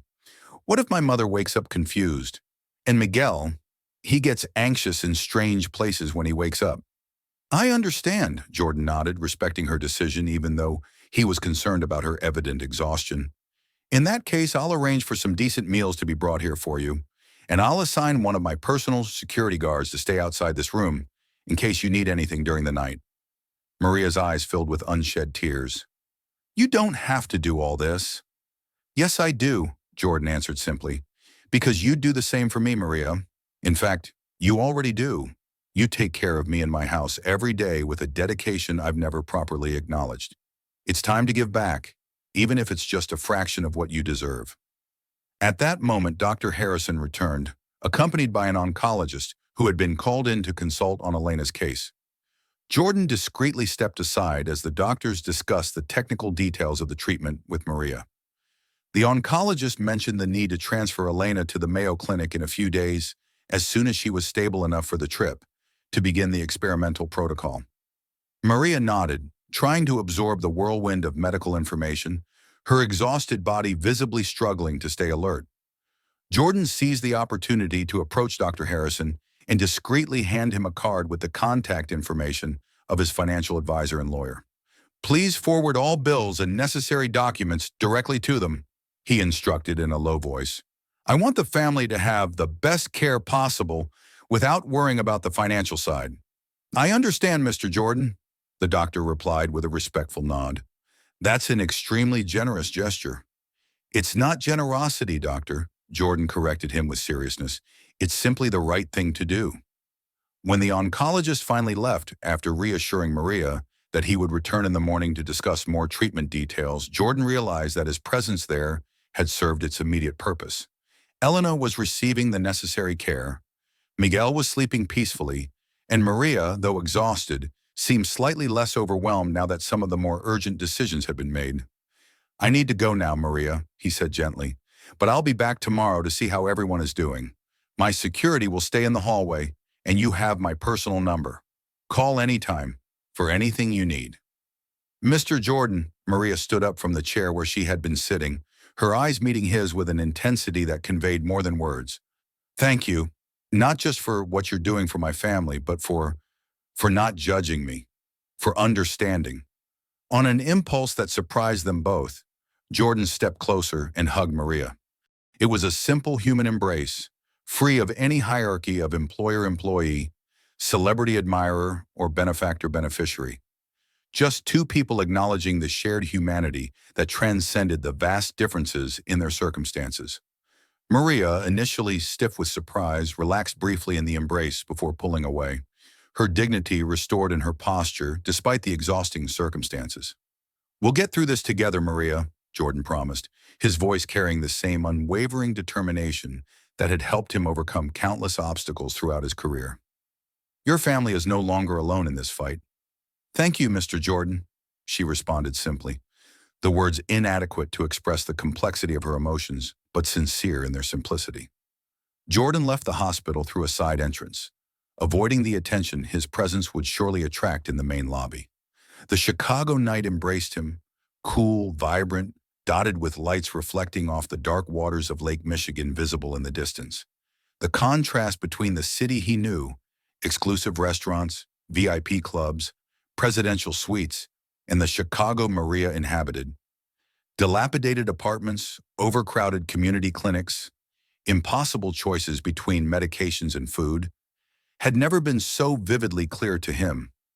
They were worlds existing side by side, not separated by physical distance, but by chasms of opportunity and privilege that were rarely bridged. The drive back to his mansion in Highland Park was made in reflective silence, the nighttime streets offering space to process the intense revelations and emotions of the day. When he finally entered through the imposing gates of his property, the contrast between his world and what he had just witnessed became even more striking. The soft lights illuminated the meticulously cared-for gardens, the central fountain bubbled serenely, and the imposing mansion rose like a monument to success, so far removed from the daily struggle that Maria faced. The 20,000 square feet of absolute luxury, with high ceilings and impeccable finishes, suddenly felt excessive when compared to the small apartment where three people were not fighting for comfort, but for survival itself. Jordan parked the car in the spacious garage and walked slowly through the silent corridors, his steps echoing on the polished marble. The house, normally a sanctuary of calm after busy days, now felt strangely empty, as if the opulent walls were disconnected from the reality he had just witnessed on the streets of Chicago. "How could I have been so blind to what was happening right under my nose?" he murmured to himself, passing through the immaculate kitchen where Maria worked every day. "She was here every day carrying this huge weight, and I never noticed." The next 3 weeks unfolded like an emotional roller coaster of highs and lows. Elena, Maria's mother, had been transferred to the Mayo Clinic in Minnesota to begin experimental treatment.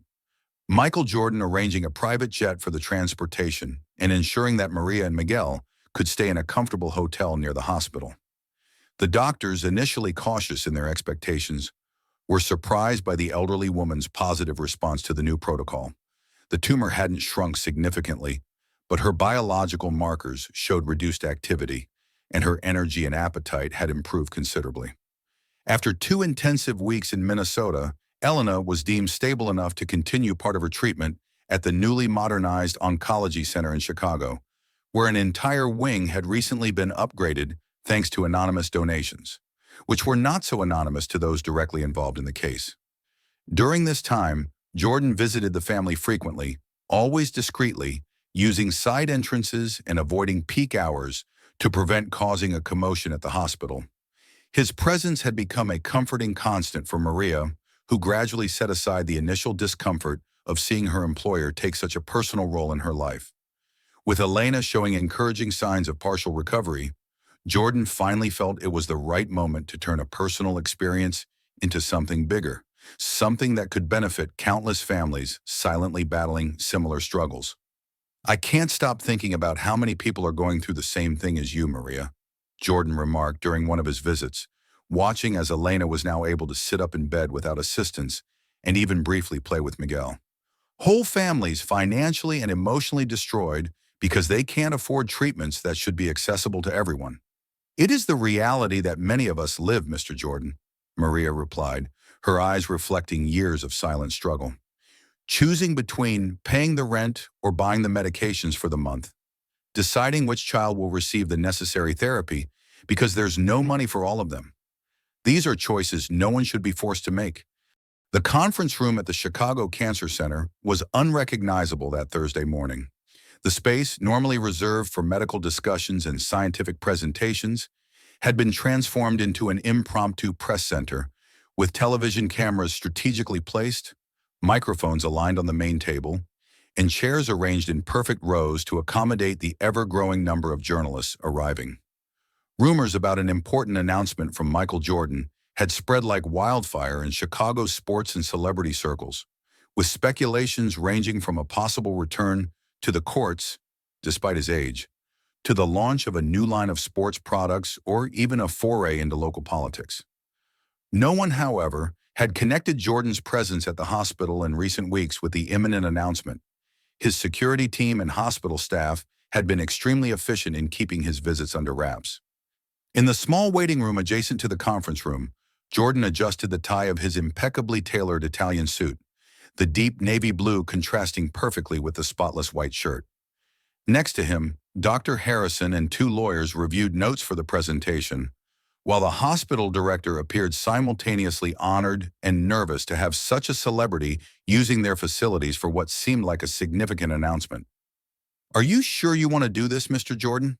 asked one of the lawyers, a middle-aged man with thin-rimmed glasses who had structured the legal aspects of the new foundation in record time. "Once you announce it publicly, there will be no turning back. This will significantly change your philanthropic commitments for the next few years." "I've never been so sure of something in my life since I decided to return to the court after my first retirement," Jordan replied with a confident smile. The same one he wore before crucial games. Sometimes you just know when you're on the right path. The tension in the waiting room was palpable, but of a completely different nature than the one Jordan had experienced before important games. Here there were no opponents to defeat, no records to break, no physical trophies to win. Just the opportunity to use his platform, his name, and his resources for something genuinely transformative. Through the slightly ajar door, he could see the journalists already seated in their places, cameras adjusted, recorders ready, all eagerly waiting to find out the reason behind this unusual call. What they couldn't see was the discreet figure of Maria, positioned at the back of the conference room, wearing a simple yet elegant suit that Jordan had insisted on buying, especially for the occasion.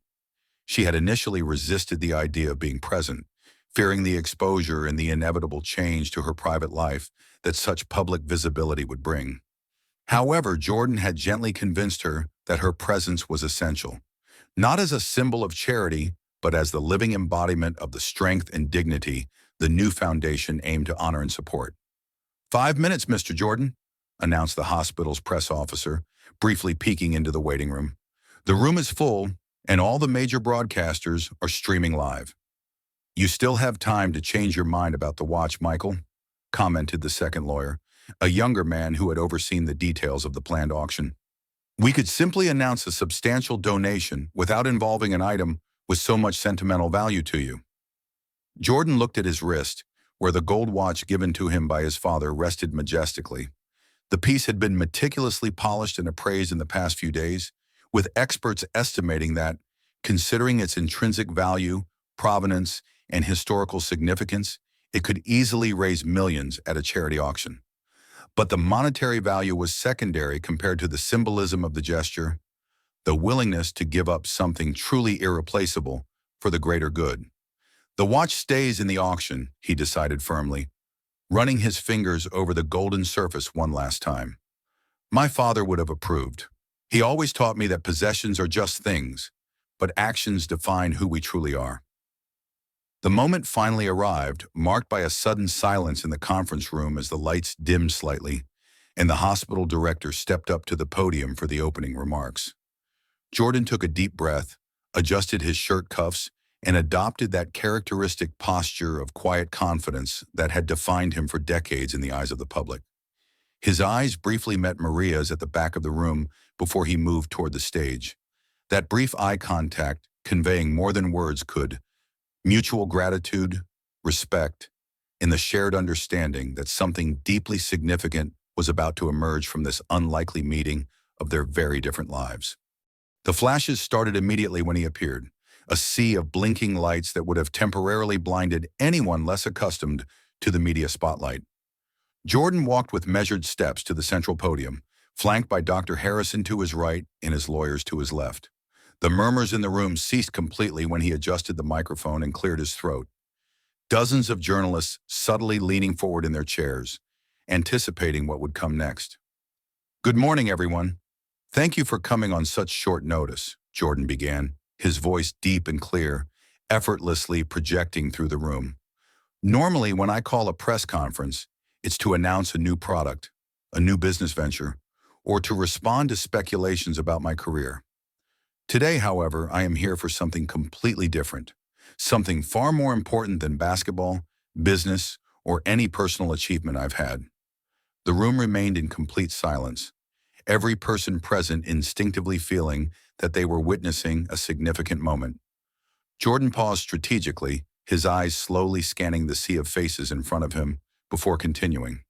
"In the past few weeks, I had an experience that profoundly changed my perspective on privilege, luck, and responsibility. I came face to face with the silent despair that thousands of families face daily when a loved one receives a devastating diagnosis, only to discover that the treatment that could save or extend their life is financially out of reach.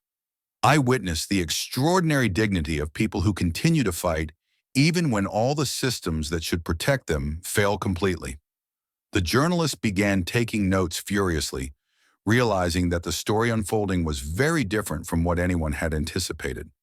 Some cameras momentarily shifted away from Jordan to capture images of Dr. Harrison and the lawyers, looking for clues about the exact nature of the announcement. At the back of the room, Maria remained still, her hands tightly clasped in front of her heart racing from the strange experience of hearing her personal story, even though not explicitly named, being shared with the world. "That's why I am here today to announce the creation of the New Beginning Foundation," Jordan continued, his voice now carrying an emotion rare in his public appearances. "An organization dedicated solely to helping families without resources pay for essential medical treatments not covered by conventional health insurance, promising experimental treatments, specialized medications, innovative therapies, interventions that often represent the last hope for patients facing terminal diagnoses, yet remain inaccessible to the vast majority of the population." A murmur spread through the room, followed by a new silence as Jordan slightly raised his hand to continue. Dr. Harrison stepped forward, preparing to contribute the medical explanation, but Jordan discreetly signaled for him to wait a bit longer. "I am initially committing $50 million from my personal funds to establish this foundation. Additionally, I will be auctioning off some personal items to increase this initial amount," Jordan explained, slightly raising his wrist to show the gold watch. "Including this watch, the last gift I received from my father before his passing, an item of priceless value to me personally, but one that will serve a greater purpose by helping to fund treatments that can give children more time with their parents, and parents more years to see their children grow." The announcement of the auction of the watch sparked another wave of whispers and camera clicks, with journalists aware of the significance of this particular gesture. The story of James Jordan's murder in 1993 and the devastating impact it had on Michael was well documented. The fact that he was willing to part with one of the last tangible connections to his father eloquently communicated the depth of his commitment to the new cause. "Dr. Harrison will briefly explain how the foundation will operate from a medical standpoint," said Jordan, stepping aside and handing the microphone to the doctor. Dr. Harrison adjusted his glasses and approached the microphone with the serious expression of someone who fully understood the weight of the moment. "The New Beginning Foundation will work directly with a national network of hospitals and medical research centers to identify patients who could significantly benefit from advanced experimental treatments or specialized therapies not covered by conventional insurance. An independent medical committee will evaluate each case solely based on clinical criteria, treatment response potential, projected quality of life, and urgency of intervention. The process will be completely transparent and free of any external influence beyond medical merit." "Thank you, Doctor," Jordan said, taking the microphone again. "But this foundation is not just about money or science. It's about recognizing the shared humanity that connects us all. It's about understanding that good people, honest and dedicated workers, are often forced into impossible decisions when confronted with the illness of a loved one. No one should have to choose between saving a child's life and feeding the rest of the family. No one should have to give up their dignity and principles because of a system that fails exactly when we need it most. Jordan's words reverberated through the silent room, each syllable filled with a conviction few had witnessed outside the basketball courts. At the back of the room, Maria discreetly wiped away a tear, recognizing in his words echoes of her own desperate struggles to keep her family afloat while preserving her sense of dignity and independence. And to ensure that this foundation is run with the same courage, determination, and integrity that inspired its creation, I would like to introduce the person who will serve as its executive director. Jordan continued, his eyes now focused directly on the back of the room. Someone who has firsthand experience with the challenges we are trying to address. Someone whose dignity in the face of relentless adversity has taught me more about true strength than any athletic competition ever could. Maria's heart seemed to stop momentarily. Although Jordan had previously mentioned the possibility of her taking some role in the foundation, it had never been explicitly discussed that she would be named executive director, a position of immense responsibility and public visibility that represented a complete transformation of her life as she knew it. The journalist looked around, confused, trying to identify the person Jordan was referring to. Cameras slowly rotated, scanning the crowd for the mysterious figure who had seemingly inspired one of the greatest athletes of all time to embark on this new journey. "Maria!" Jordan called, his voice gentle yet audible throughout the room. "Could you join me here, please?" A collective murmur of surprise swept through the room as journalists turned to observe the modestly dressed woman standing motionless at the back, clearly hesitant and visibly emotional. For a tense moment, it seemed she would not be able to respond to the call. The chasm between her private life and this sudden public exposure was simply too vast to bridge in a single step. Then, with the same silent determination that had sustained her through years of seemingly impossible struggles, Maria straightened her shoulders and began walking down the central aisle toward the stage. The silence was absolute as she advanced, dozens of cameras following each step, occasional flashes lighting up her face that alternated between determination and vulnerability. "This is Maria Lopez," Jordan announced as she finally made her way to the stage, his hand gently guiding her forward. "To the outside world, she was just my housekeeper for many years. But those who truly know her understand that she is so much more. A devoted mother, a loving daughter, a woman whose quiet strength has supported her family through challenges that would have broken many of us." Maria stood beside Jordan, visibly uncomfortable with the spotlight, but maintaining the dignity that had always characterized her. The journalist watched with growing fascination, the story taking a direction that no one could have predicted. The basketball legend and his housekeeper, side by side on a stage, united by some transformative experience that had clearly affected the normally reserved superstar deeply. Maria knows firsthand the desperation of having loved ones ill and not being able to afford the treatments that could save them, Jordan continued, his words now more deliberate, carefully chosen to protect Maria's privacy while still sharing enough to give context to the announcement. "She understands the daily struggle to maintain dignity when all the systems around her fail. I can't think of anyone better to lead this foundation, to ensure that every dollar goes to the families who truly need it, that every decision is made with compassion and integrity." "Mr. Jordan, Maria began, her voice trembling at the microphone, clearly unprepared to speak publicly. "You don't need to say anything today, Maria," Jordan gently reassured her. "Just being here says everything that needs to be said." The camera flashes intensified, capturing the moment when Jordan and Maria stood side by side on the stage, an image that would surely make the front pages of newspapers and news websites the next day. The journalists, feeling that they were witnessing something genuinely extraordinary, began raising their hands eager to ask questions. Jordan signaled that he would accept some questions, always maintaining a protective stance beside Maria, who seemed both stunned and determined. "Mr. Jordan," asked an ESPN reporter, "how exactly did you come to know about Maria's family situation?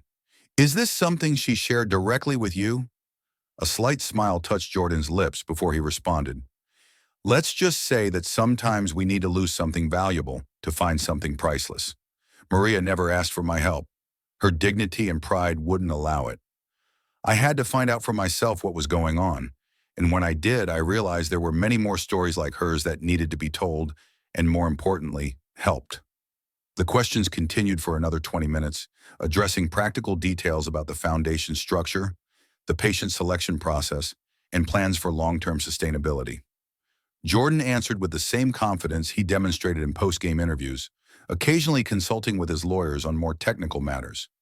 Maria remained by his side, gradually finding more comfort in her new position, even answering some questions directly about her vision for the foundation, her voice growing stronger with each word.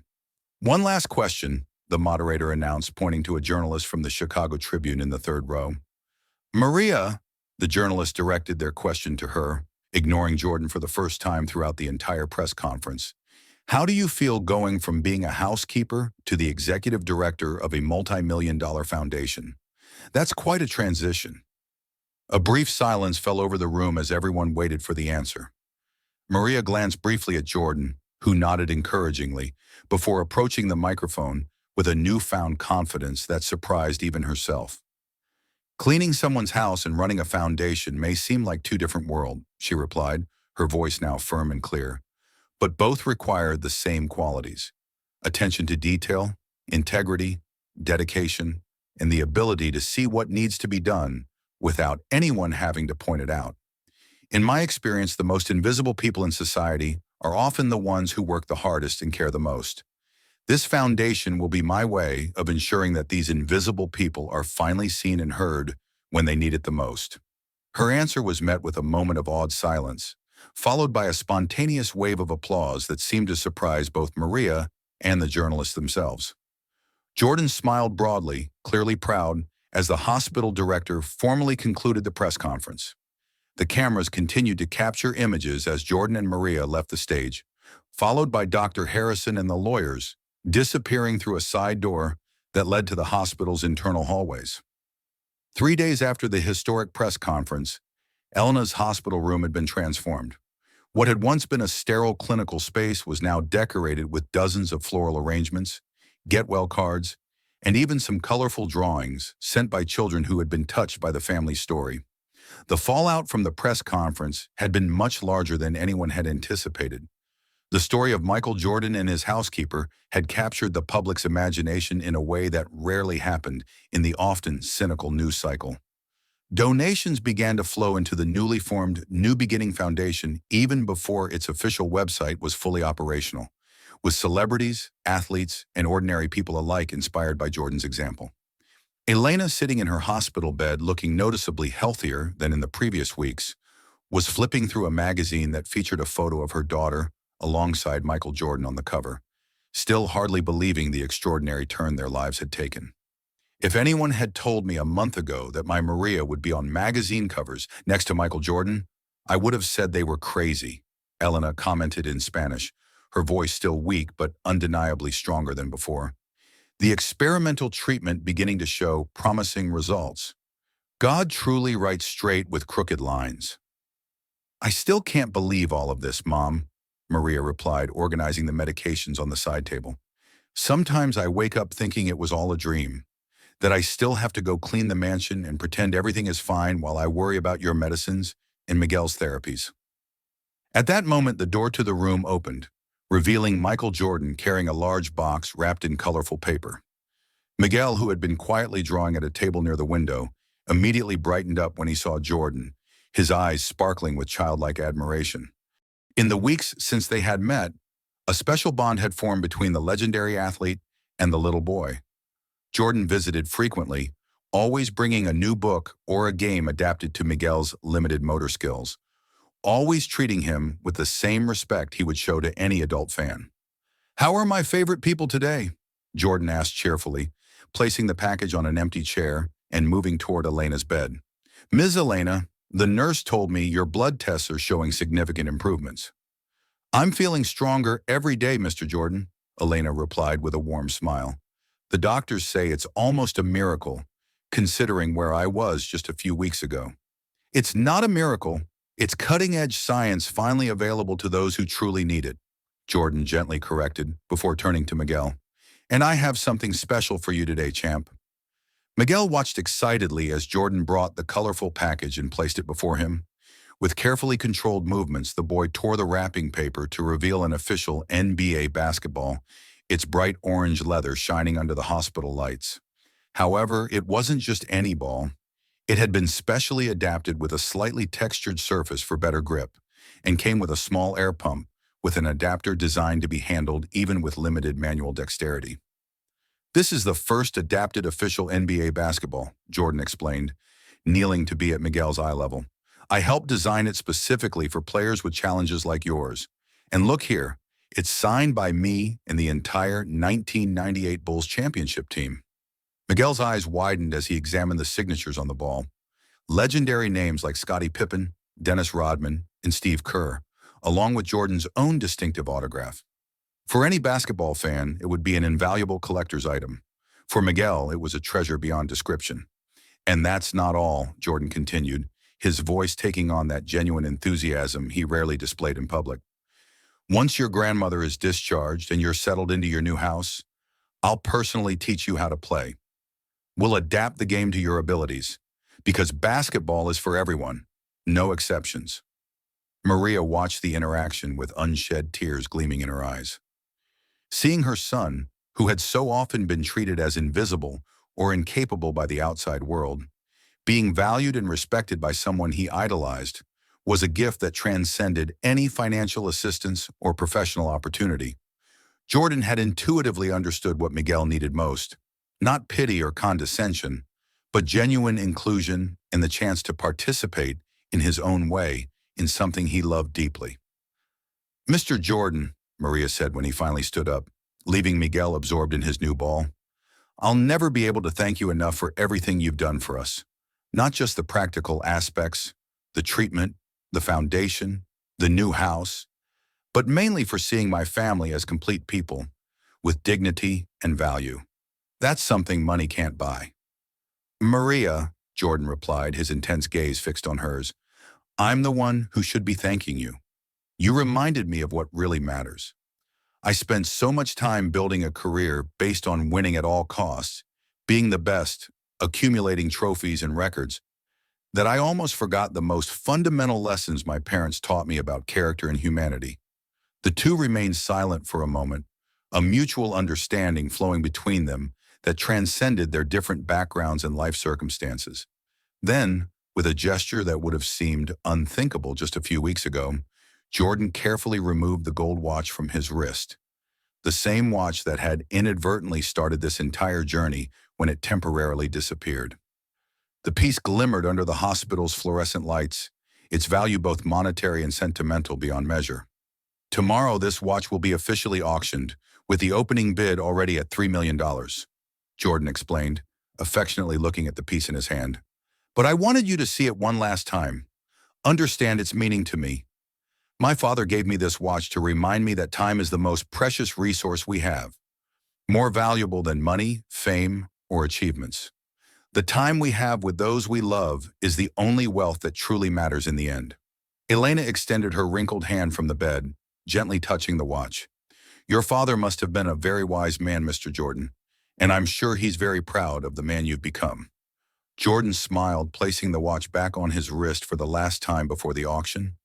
The afternoon sun streamed through the hospital windows, casting a golden glow over the small family gathered in that room. An elderly woman battling cancer with renewed determination, a mother who had maintained her dignity through the most devastating challenges, a boy whose joy transcended his physical limitations, and one of the most famous men on the planet who had found a new definition of victory far beyond basketball courts. Do you know Maria? Jordan said thoughtfully, watching Miguel trying to spin the basketball on his finger with intense concentration. I always thought my legacy would be defined by points scored, championships won, and records broken. Now I understand that those are just numbers in books that will eventually be forgotten. The true legacy is the difference we make in people's lives when we have the opportunity and the humility to truly see them. Maria nodded, fully understanding. And sometimes we need to lose something valuable to find something truly priceless. Jordan smiled upon hearing his own words echoed back to him, now filled with a shared wisdom that transcended their different life paths. He glanced at the watch on his wrist one last time, the sunlight highlighting the golden details of the piece.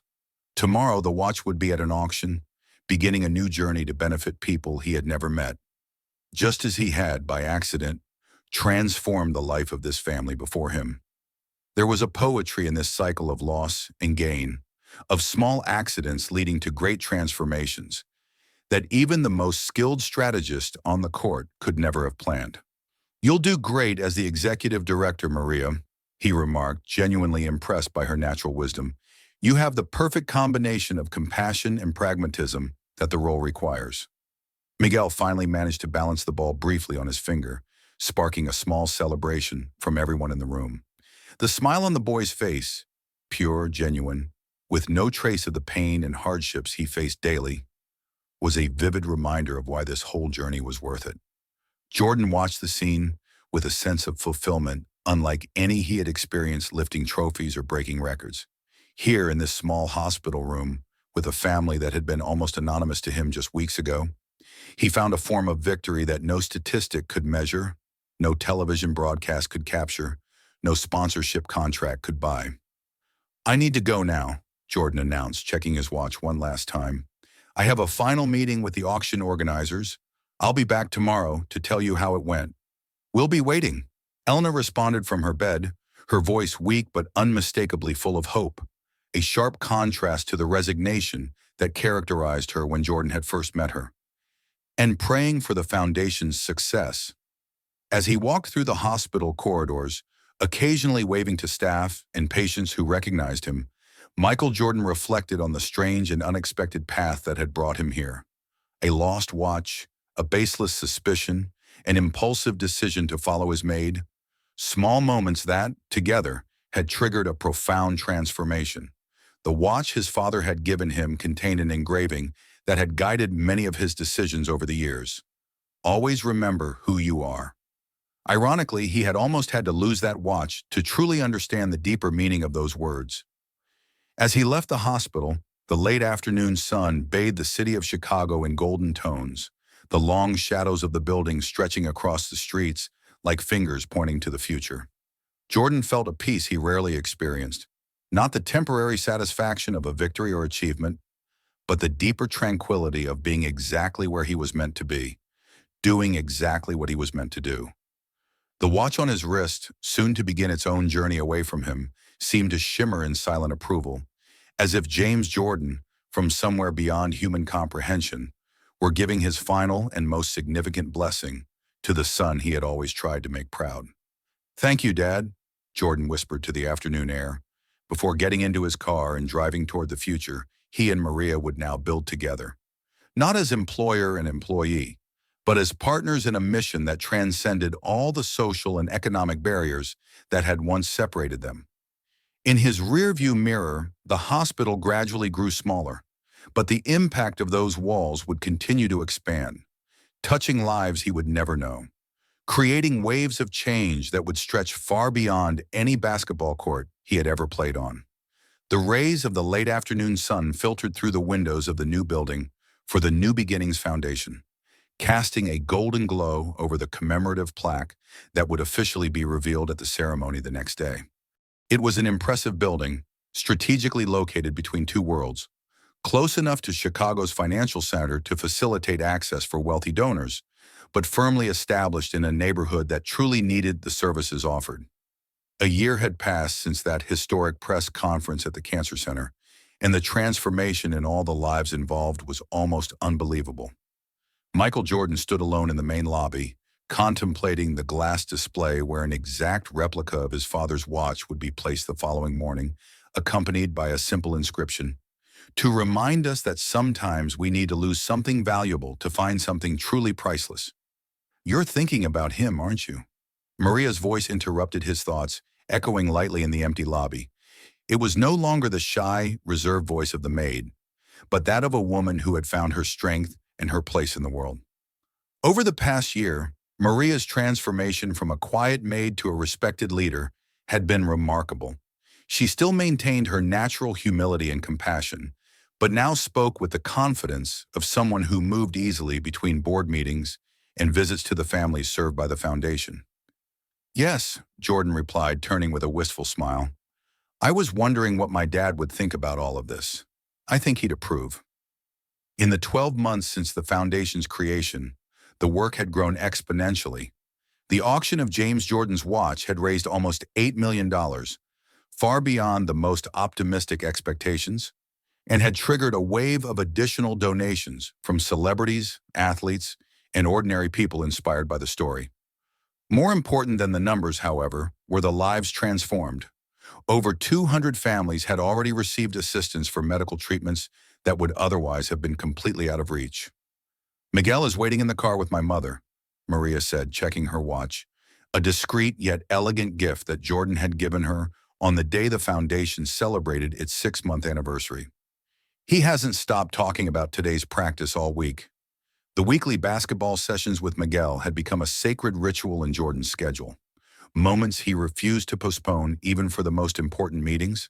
The boy, now enrolled in a specialized school with an adapted physical education program, had made remarkable progress not only in his motor skills, but, most importantly, in his confidence and zest for life. Doctors often commented that they rarely saw such significant progress in similar cases. But Jordan and Maria knew that medical science only captured part of the story. The rest was in the invisible transformation that occurs when a child goes from being defined by their limitations to being valued for their possibilities. "He's ready to try free throw shots today," Jordan commented, a genuine pride lighting up his eyes. "We've adapted the basket height and distance, but the principle is the same: focus, breathing, balance." "I still can't believe it," Maria confessed as they walked together toward the exit, where Elena was waiting in the car with Miguel. "How much has changed in just 1 year? My mom in remission, Miguel progressing, this building, the foundation." Elena's recovery had been described by doctors as exceptional, a clinical term used to avoid the word miracle. The experimental protocol, which would have been inaccessible without Jordan's intervention, had produced results that defied even the most optimistic statistics. Although no one used the word cure when dealing with such an aggressive cancer, the elderly lady's renewed quality of life and energy allowed her to become a constant presence at the foundation, often talking to other families facing similar diagnoses, offering a type of hope that no doctor or informational brochure could provide. "I think the most surprising thing isn't how much things have changed," Jordan reflected, pausing momentarily before they reached the glass doors, "but how something as accidental as a lost watch could trigger all of this. If I hadn't noticed it was missing that day." The implications hung in the air between them. If Jordan hadn't noticed the watch's absence, he wouldn't have suspected Maria, wouldn't have followed her, wouldn't have discovered her hidden reality. Elena likely wouldn't be alive. Miguel would continue to be deprived of essential opportunities for his development, and hundreds of other families would never have received help from the foundation. It was a web of coincidences and consequences that seemed almost preordained in its precision. "I believe some things need to happen," Maria responded with the simple wisdom that had always characterized her. "Maybe not in the way we expect or desire, but in the way we need." Outside the building, the elegant SUV was waiting.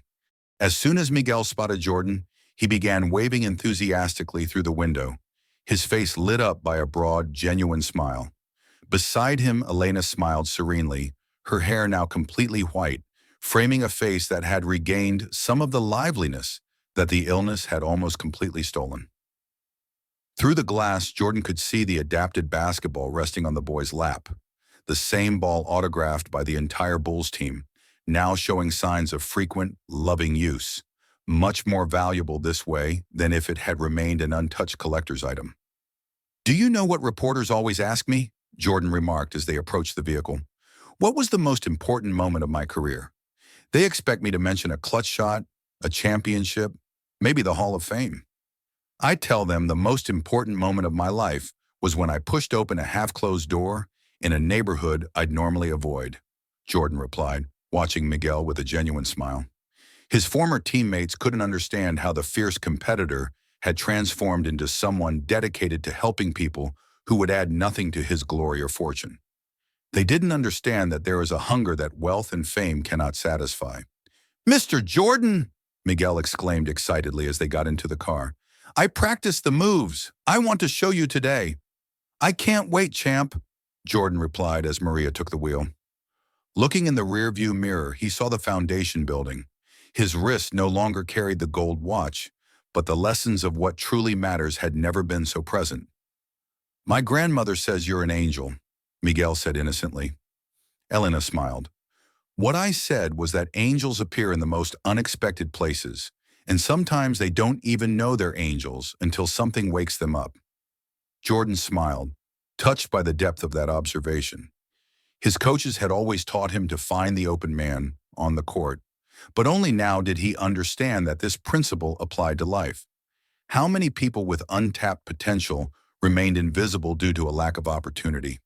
The sun was setting over Chicago as they drove to the community center for Miguel's session. The golden shadows reminded him of that decisive day when he had followed Maria, but now they shared a common purpose. The missing watch had revealed a truth. The true legacy isn't in the broken records, but in the lives transformed by the simple act of truly seeing those whom the world prefers to ignore. If Michael Jordan and Maria's journey touched your heart, subscribe to the channel, like the video, and discover the next exciting story we've prepared for you. See you soon.